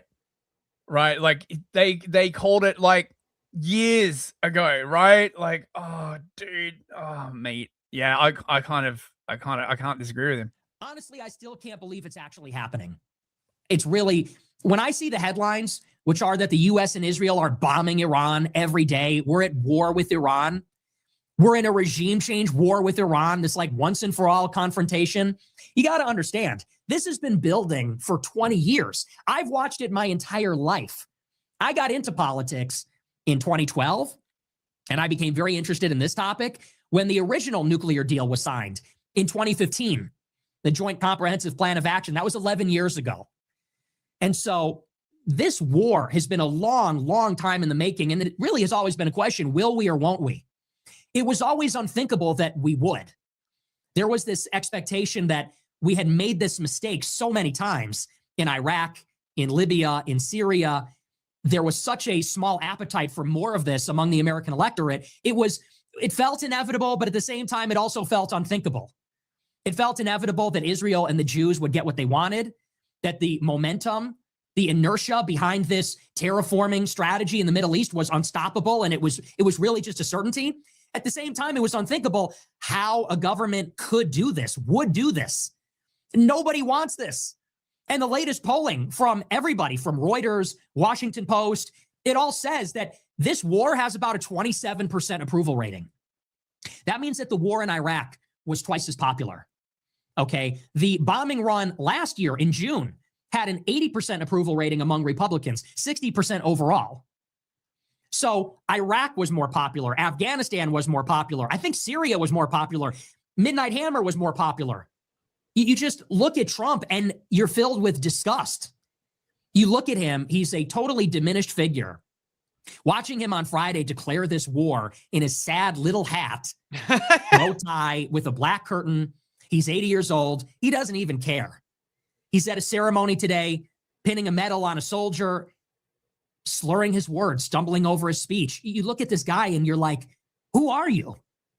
Seriously, who are you? What is this? It's actually scary. It's actually disturbing. And the reason I say that I've witnessed this my whole life, I've watched all these developments. I watched the original nuclear deal get signed, and I heard all the arguments about it then. And we watched Trump come down the escalator in 2015, in June, and he said, we should have never went to Iraq. There were no weapons of mass destruction. They knew there were no weapons of mass destruction. We don't have it. We spent all this money. And to think 10 years later, we're doing this? You look at Trump and it's like, I don't know you. I don't know who you are. I don't know what you are. You are demonic. You are a demonic force. And what's really freaky is now he's always talking about going to heaven. I'm not going to heaven. Yeah, I think you might be right about that because you are a demonic force. You are a liar. You are diabolical. You are a traitor. Fell for it again award. I mean, dude. Well, I mean, with the Fell for it again award, in order to not fall for anything, you had to, what's in between black pill and fell for it again? I mean, you know. Oh God, I don't know, man. Right? I just want to like completely check out of politics and just like never ever trust anyone in politics like ever again. Oh my God. Oh, dude, it's so brutal. It's so brutal. And they're just like Trump's like I was saying, he just thinks the IRGC and the Basij, they're just gonna turn their weapons over to the Iranian people. Are you fucking kidding me? No fucking way, right? This can't be fucking real, right? He seriously believes they're just gonna do a Venezuela, and they're just, oh man, this is so fucking mental. It makes me wonder if the whole Venezuela thing, right, was not a way to just persuade Trump. Right? Say like, oh, this is totally possible. We can like totally do this with special forces or whatever. Right? And now they've killed so many people in the Iranian government. They don't even have anyone to take over. All right. The attack was so successful. It knocked out most of the candidates. It's not going to be anyone that we were thinking of because they're all dead. Second or third place is dead. Oh fuck! Oh fuck me! I'm sure Wow. they're gonna. You're not gonna trust the plan, huh? They're gonna welcome us as liberators, mate. Right? Oh my god. Oh yeah, and a meeting of like Israeli generals got like totally like hit with a hypersonic. Why? Oh, what's with the fucking music? I mean, it's not necessary. Yeah, just play it. Yeah. So what are we looking at? So this is a strike in Beit Shemesh. I forget the exact name, but basically, right, all of the Israeli generals were meeting in this bunker underneath a synagogue, right, surrounded by civilian houses because that's how they roll. And the Iranians scored like a direct hit with a hypersonic, and they're all dead. So fucking, here's Hegseth, who it looks like was basically a Christian Zionist the entire time. And now when people are like asking him questions about like, what's the plan? He's like, well, don't ask me what the plan is, right? Like, oh God. Oh.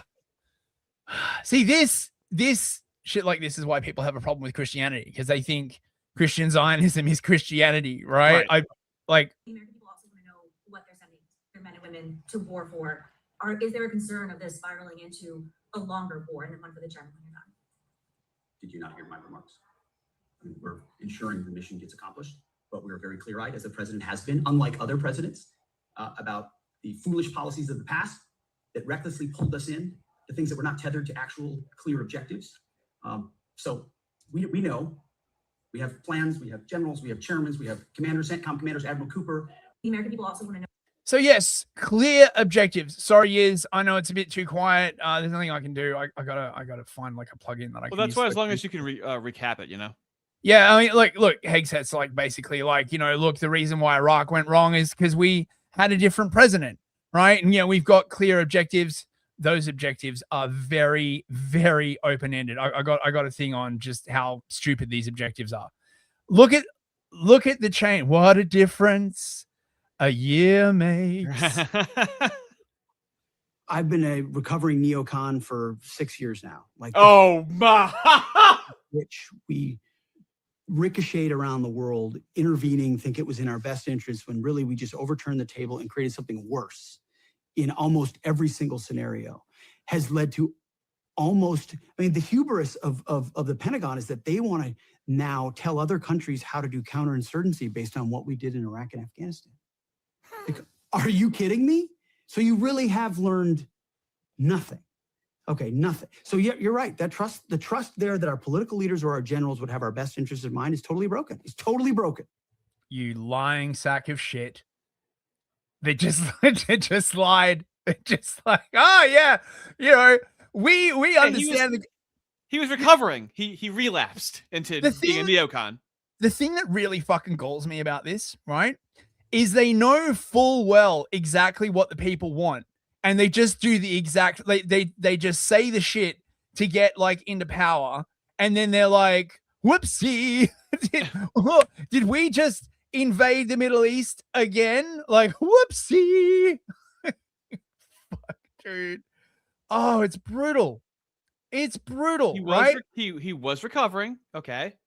But this is why I say you got to cut it off 100%. You can't even do it a little bit. Yep, exactly. He's like, I'll just do a little bit of Fent, right? it'll be fine, right? Just a George Floyd size bump, right? Like just to even me out, bro. And then it'll be fine. It'll be good. So you might be wondering, right? What are these clear objectives, right? Well, let's hear it from Trumpstein himself, shall we? For almost 47 years, this regime has been attacking the United States and killing Americans. Every time you see someone with missing arms and legs or a face that's been absolutely shattered violently, it was almost certainly caused by an Iran roadside bomb. They were put there by General Soleimani, who was the father of the roadside bomb. Yeah, that's not really true. Hey, he's cooking. He's what does he call it? He's winding or weaving. Right. Yes. Okay. Very proudly, he thought, but I terminated him in my first term. This was our last best chance to strike what we're doing right now and eliminate the intolerable threats posed by this sick and sinister regime. And they are indeed sick and sinister.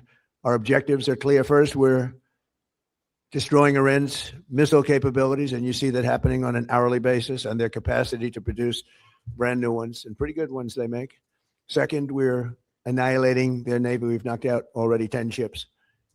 They're at the bottom of the sea. Third, we're ensuring that the world's #1 sponsor of terror can never obtain a nuclear weapon, never going to have a nuclear weapon. I said that from the beginning. They're never going to have a nuclear weapon. They were on the road to getting one legitimately through a deal that was signed foolishly by our country. And finally, we're ensuring that the Iranian regime cannot continue to arm, fund, and direct terrorist armies outside of their borders. And we thought we had a deal, but then they backed out. And they came back, and we thought we had a deal, and they backed out. I said, you can't deal with these people. You got to do it the right way. Today, we grieve for the 4 heroic American service members who have been killed in action and send our love and support to their families. In their memory, we continue this mission with ferocious, unyielding resolve to crush the threat this terrorist regime poses to the American people, and a threat indeed it is. Oh, God. Fucking damn it. Again. I fell for it again. Oh my God, I can't fucking believe it, right? So these very, very clear objectives, right? They're going to destroy all of Iran's, right, like missiles that are hidden in like huge underground bunker complexes underneath mountains, right? They're going to like do that from the air, okay, right? They're going to make sure that Iran can never like fund foreign proxies. How? Right? Like what? Just from the air? Like, oh my fucking God. They're going in, right? This is going to be a land invasion. Fucking like, oh, look, I mean, maybe through some kind of miracle it won't happen, but it is shaping up. And they're even like basically like saying, remember how it was going to be just, you know, a very, very short bombing campaign. They're already starting to move the goalposts. We're already substantially ahead of our time projections, but whatever the time is, it's okay. Whatever it takes, we will always, and we have right from the beginning, we projected 4 to 5 weeks, but we have capability to go far longer than that. We'll do it, whatever. You gotta slow the spread. They said, oh, well, the president wants to do it really quickly after that. Spread of anti-Semitism. There's nothing boring about this. Do you agree with that, Pete? I don't think there's anything, Mr. General. I think there's nothing boring about it. Somebody actually said from the media, I think he'll get bored after about a week or two. No, we don't get bored. I never get bored. If I got bored, I wouldn't be standing here right now, I guess. Yeah. He's president because he doesn't want to be bored. Great motivation. I like. See? Do I look bored? Oh, Trump, thank you. I was so concerned you were bored. Thank you. Oh yeah, that was my #1 concern as well, right? Like not that the war would like shatter the entire like petrochemical infrastructure of the Middle East, right? And cause like the price of everything to like fucking go through the roof and like, you know, be a spur to the Great Reset. You know that shit's still like happening, okay, right? 2030. Wait, and it's out of the news. What are you talking about? It's the same thing with trans kids. They're gone now. And I was like, you know, if they really want to get this shit going, what they really need is like a huge ass war so they can start imposing like rationing. Well, you just gave them the idea. Thanks a lot. They weren't thinking about it until you came along. A threat indeed it is. We have the strongest and most powerful by far military in the world, and we will easily prevail. We're already substantially ahead of our time projections, but whatever the time is, it's okay. Whatever it takes, we will always, and we have right from the beginning, we projected 4 to 5 weeks, but we have capability to go far longer than that. We'll do it. Whatever somebody said today, they said. Wait, is that a repeat of the previous clip? It sounds like it because I almost made the same joke again. But don't worry, bros. Don't worry, right? This time I absolutely trust them. I can't tell you if the use of force in Iraq today would last 5 days or 5 weeks or 5 months, but it certainly isn't going to last any longer than that. President Trump has all the latitude in the world to talk about how long it may or may not take. 4 weeks, 2 weeks, 6 weeks. It could move back. Oh, for fuck's sake. Oh, it's a shot to the gut. Who's ready to die for Israel? Yeehaw! I know, but then like, well, no, we'll just this. It was like this in the Mentis Way video where you can't connect any dots enough for the kosher centrists. What about the fact they're saying the exact same thing over and over again? What about that? Well, that doesn't necessarily mean it's going to happen again. It could possibly. They're already sort of seeding the idea of actually sending in troops. This is Benny Gantz, who is the Israeli. He's in the Gantz. He's a big cheese in the Israeli government. Do you think eventually there will be a need for boots on the ground? I would not exclude it for those reasons or other, but we'll have to see how it goes forward. And will that include Israeli boots on the ground, do you think? I exclude nothing. We've been waiting for 47 years, and we came to a point that every necessary means should be taken in order to achieve our goals. What we're seeing from, do you think eventually? Yes, we need to do. He's being open-minded. Everything to achieve our goals. Now, you might have wondered when the actual president of America is going to speak. Don't worry, bros. I've got you covered. Right? Oh, come on. There are people that say, well, BB! Israel dragged Donald Trump into it. And as somebody that's been friends with him over 30 years, nobody drags Donald Trump into anything, number one, but I want to get your reaction to that. Oh my God, this motherfucker is so sinister. Yay! Come. Well, you're right. I mean, that's ridiculous. Donald Trump is the strongest leader in the world. He does what he thinks is right for America. He does also what he thinks is right for future generations. And frankly, we're partners in that effort because I've devoted my life to securing the life of the one and only Jewish state.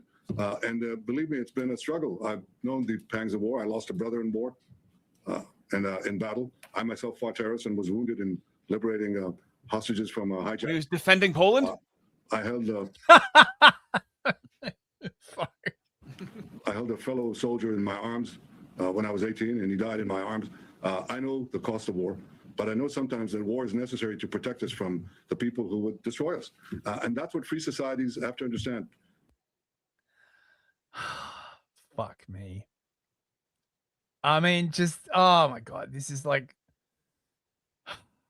Don't be, you're such a doomer, Fist, okay? Can you have a little faith in our government, please? I mean, look, if they had like limited and easily achievable objectives, I would give them like a lot more latitude, okay? But the objectives that they have are like massively open-ended is the fucking problem, right? They're not like Midnight they're not Hammer going to be excluding anything. I mean, just the way they're like talking, we're not going to exclude anything, right? How we know the war is over, right? When like all of Iran has turned to glass, basically, like, dude. Oh my God, this clip has been doing the rounds as well. And we may have casualties. That often happens in war. I don't know if this is technically a war. We didn't start this war, but under President Trump, we are finishing it. This isn't a war. We haven't declared war. The Secretary of Defense, who calls himself the Secretary of War, said today this is a war. We set the terms of this war from start to finish. Nobody should classify this as war. It is combat operations. War is hell and always will be. Strategic strikes are not war. So basically, this is like Schrodinger's war, right? Like it is a war and is not a war simultaneously. That's right? how you know you're dealing with some Bill Schnozbees behind the scenes. So as I have basically said, right, the real bottleneck in all of this is interceptors, right? Interceptor missiles, right? THAAD and Patriot systems. They're used all over the world. And just this whole thing kicking off has like already massively upset the Arab world because when Iran started lobbing missiles at like US bases and infrastructure in like other places around the Gulf, the US like basically didn't protect them because they needed all the interceptors for Israel, right? So as you can imagine, the rest of the Arab world is like really, really pissed off. Now, despite having infinite numbers of interceptors, we may have to pull some from South Korea. Now, I just want to point out this, if they start pulling interceptor stocks from like elsewhere in the world, this is going to massively change the security balance in those areas, right? Because interceptors are like what you sort of pose as an opposing force to countries that have ballistic missiles. If they take them all the way from like Korea, what's to stop the Chinese from like lobbing missiles at them? They're not making any more. This is fucking insane. You're man. making the mistake of thinking steps ahead of what might happen. See, this would prevent you from doing it. This is why you're useless to them, okay? This is why they don't want you in their administration. You're having foresight. Now, fortunately, this Israeli spokesman, I'm gonna like this guy a lot, huh? Yeah, has a message for all of you. When you're a power gay in Rehoboth, you get a special tour of the bombed out buildings of the missile attack last night with your sexy IDF soldier friend. What's your name? We know. Stav Cohen, IDF's finest. As we walk among the ruins and the broken glass of last night's missile attack, what do you think, Stav? Are you scared? No, sir. No, sir. Until then, we'll be safe and sound in our bomb shelters with our sexy IDF soldiers protecting us in this ever so holy Jewish nation. So I know that, we're all God-fearing men here, okay? We value human life, but how would you actually honestly feel if just a bomb just came and just hit him? Yeah! Did you come? Really has the time for that. He's certainly a fan. Oh, actually, I think, what's this one? Tried the love us thing for about 3,000 years. Didn't work. Oh, yeah, exactly. Tried the love us thing for about 3,000 years. Didn't work. So now they have to. They tried playing nice, okay? And there's this kind of shit going around as well. Missiles will hit the mosque and clear the place for the third Bet HaMikdash. That could also be a miracle. If it was up to me, the last time when they shot hundreds of missiles, I would pretend that one missile came from Iran and shoot it down. Then all the Arabs will go against Iran. It will be the end of the problems. You make them fight with each other, this bunch of lunatics. Never too late. You deal with a bunch of cowards. So he's talking about bombing the Al-Aqsa Mosque on the Temple Mount so they can rebuild the third temple there, right? Look, I'm sure there won't be any more difficulties. This is what's been happening basically so far. Iran didn't just like drop missiles on Israel. They also bombed US facilities like everywhere, right? Bahrain, Qatar, UAE, Oman, Kuwait. Like it's just been like a massive shit show. Everyone in Dubai is like freaking out. But at least they're not in London, I guess, right? And this is like literally just from before we went live. I just want to say I am more fearful than ever after this briefing that we may be putting boots on the ground and that troops from the United States may be necessary to accomplish objectives that the administration seems to have. But I also am no more clear on what the priorities are going to be of the administration going forward, whether it is destroying the nuclear capacity of Iran or simply the missiles or regime change or stopping terrorist activities. And I think the administration owes it to the American people to have briefings, not just for members of Congress, but for the American public. Yeah, well, have you considered shutting the fuck up? Right, and getting on board. So they've got what 2.5 years now, right, until the next election, right? I don't think the midterms is going to actually affect the war powers. Trump's already come out and said like we don't care if Congress says we can't go to war with Iran, we're going to do it anyway. So yeah, awesome, right? Wait, hang on, let me finish off with a nice Holden blood feast meme. I got a bunch of them. Hang on, where are we? Come on. Oh, my God. I forgive you.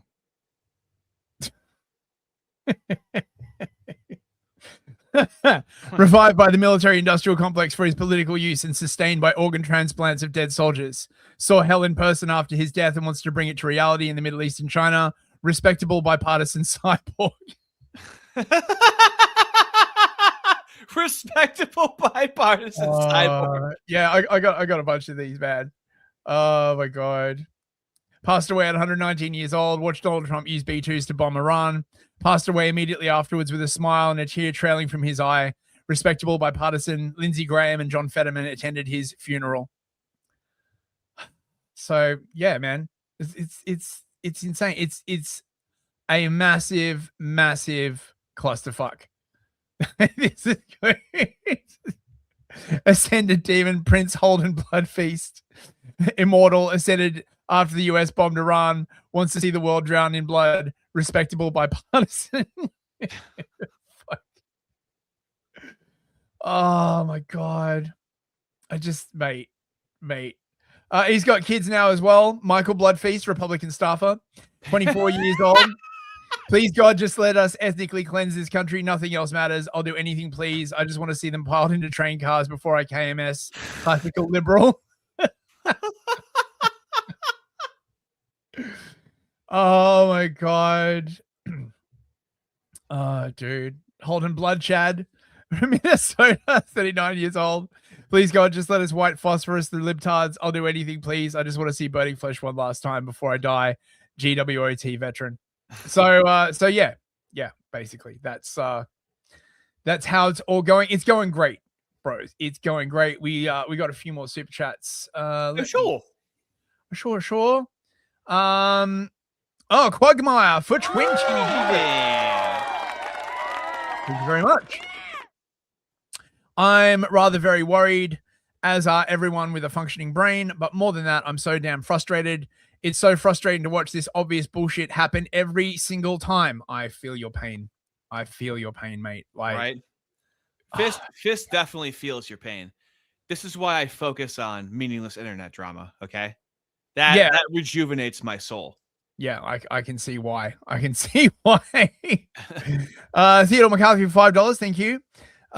Trump is a boomer and often acts like it. Just remember, he's the last boomer president. Yeah, I mean the window is closing.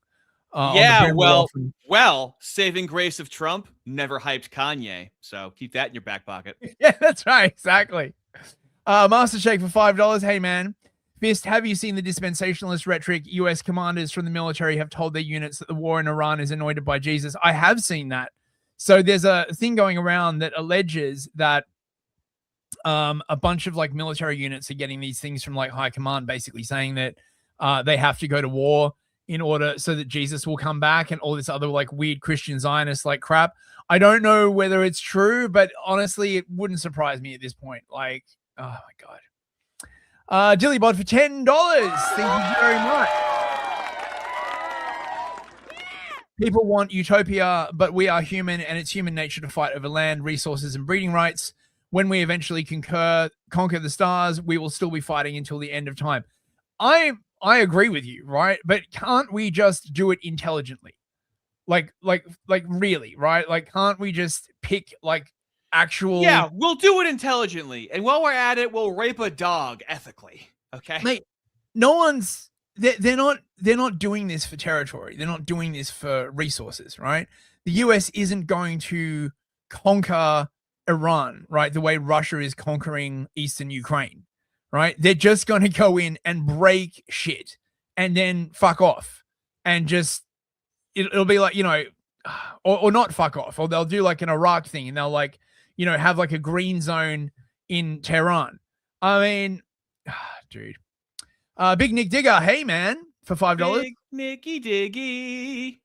Jesus Christ is the last true rebellion. So true, King. So true. Specifically, the Ortho Bros. Okay, I think I'm going to start replacing Christian with Orthodox when I'm talking about. It's essentially what I mean. Okay. What else we got? Theodore McCarthy again for $5. Thank you, mate. Yes, the apparent success of the Venezuelan operation was how Trump got talked into this. This was an opportunistic attack. I mean, possibly, right? I mean, he could be a freaking Christian Zionist himself. He does listen to that bitch, Paula White. Oh, apparently that's another thing as well. Apparently all the military brass are getting like briefing from like Christian Zionist preachers now. They've got like Christian Zionist preachers like telling them like, this is going to make Jesus come back on his little wooden bus. And okay. All right. That's some good news, right? Yeah, right? Yeah. Aramate Discourse for $5. Thank you, mate. Thank you, bruv. Quick history note. It took 7 months of constant bombing to take out Libya. Based on that, how long would Iran take, considering that Iran actually has anti-aircraft? Fuck knows, mate. No, considering Iran actually has academic agent. Yeah, that's right. Exactly. They're going to launch academic agent at the incoming planes. Mate, I just don't know, right? People are beginning to speculate that they might just start using nukes. Like, honestly, right? I mean, it just seems so off the chain at the moment, right? Like when they start coming out with these maximalist objectives, like when are we going to know when the war is won? Oh, when Iran has no missiles left. What, like Hamas? You mean, right? Like, I mean, this is the other thing as well. Like, look at just what just happened in Gaza, right? Hamas is still there. They just glassed the entire like place, but Iran is like huge. Like, Gaza's only like what, a couple of miles wide, 4 miles long, 5 miles long, something like that, right? It's this tiny strip of land, right? Oh, fuck me. They've got no fucking hope. This is going to be like this is going to be historically bad, right? Mate, brutal. It's going to be brutal. And this is the other thing as well, right? Like when it first kicked off, clearly, I think Theodore is right that they sold this to Trump, and they basically said, once we take out Khomeini and the leadership, right, the people will rise up, we'll be welcomed as liberators, all this fucking shit, and it hasn't happened. And of course it hasn't fucking happened because these are fundamentally Shia Muslims, right? Don't worry, bros, right? We are apparently now arming the Kurds and presumably also arming the Baluchis. So they will start doing like Kurdistan, which will probably like kick off stuff with Turkey again, right? Right in the Baluchis. Right in the Baluchis, just to show you the map again, right? So if you see this in the middle, okay, right? You've got this sort of bit in the center. You've got like the northwest tip of Iran.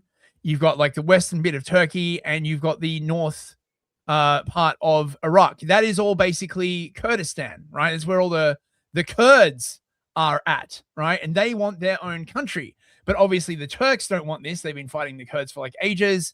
The Iraqis probably don't as well. And the Iranians definitely don't. So they'll be arming the Kurds to like take out shit from the north. And then down in the south, you've got the Baluchis, and they'll presumably be arming them and trying to like basically civil war the entire like place. It's going to be great. It's going to be great, bro. Wait, I am screen sharing. What are you talking about? Oh, I'm not. Oh, fuck me. There you go. There you go. Right. Okay. Yeah. Okay. So just show that again. Sorry about that, guys. Yes, I am telepathically projecting this is Kurdistan, as you can see, southeastern part of like Turkey, northern part of Iraq, northwestern part of Iran. And this is where the Baluchis be, right? Between Pakistan and Iran. It's going to be great. It's going to be great, bros. News Boomer. Yes, I know. Thank you very much. Well, see, this is the thing. I thought we were over, right? And then I'm like, actually, I could show the map. One of these chats is gonna hit me so hard when you read it. Okay, let's see. Right. What else have we got? Theodore McCarthy again for $2. It's a trans war. It's conflict fluid. Tell me he's wrong. Oh my God. The Cheap Chimp became a YouTube member. Welcome. Oh yeah. If you're a cheap chimp, you're gonna like the chimp videos I have behind the paywall, buddy. Master Shake for $2. Thank you very much, mate. Don't forget to circumcise the like button. Indeed. Leave something there, though. Yeah. Make sure to suck it afterwards. And Blue Lake for 5 Canadian loonies. Christian Zionism has only existed since 1909 and first arrived in Europe in 1930. Christianity before was deeply anti-Zionism and warned against the moose. Well, correct. Exactly. Yiz the Eunuch for $2. Hey, Yiz, I'm tired, boss. Oh, my God, I'm so tired. Fuck, mate. The kind of tired that even a war with Iran won't fix, mate, if you know what I'm saying, right? I'm telling you, you got to find yourself a nice lol cow on the internet and settle down with them. Aiden for $10. Thank you very much. I'll catch you all on the replay. Keep up the good work and God bless. Oh, thank you very much. Thank you, bro. Very much appreciated. CSI member for 3 months. Thank you. This is the best use of this joke possible. That's not even a joke. It's actually appropriate. Hey, can you do this all again and show the map? Look, I'm sure I will get a chance to do the thing with the map, right? This war ain't going anywhere soon, bros. Oh, dude. Hilarious. Thank you. And the Cheap Chimp for $5. Thank you, mate. I've been watching and paying attention. This episode has been so good. Could you guys start from the top so I can watch it again? Each one's a snowflake. Each one's a little bit different, right? Yeah, I know. It's awesome. Everyone adds their own little thing to it. I love it. So I guess that's it. You are now fully informed by my girthy package on the upcoming war with Iran. Awesome. Dynamite. I get to send you guys to Rob Noor, who's currently crashing out of his chat over things very similar to this right now. Oh, he's pissed. He's big mad. What's he big mad about? He's just challenging his chat. Tell him what they had to say for themselves. I mean, any dissenters just screaming at his computer. It's actually very cathartic. Any last words, Artie? Got the best fellas, dude. Best fellas in the business. Oh, I'm yeah. gonna be releasing a conversation I had with Jim Bob's co-host, Hello Listener, tomorrow. And I have a stream coming out, a video coming out tomorrow with Aaron from Clowntown Chronicle, where we go over the conspiracy pyramid, which if you're a COVID veteran, you'll remember.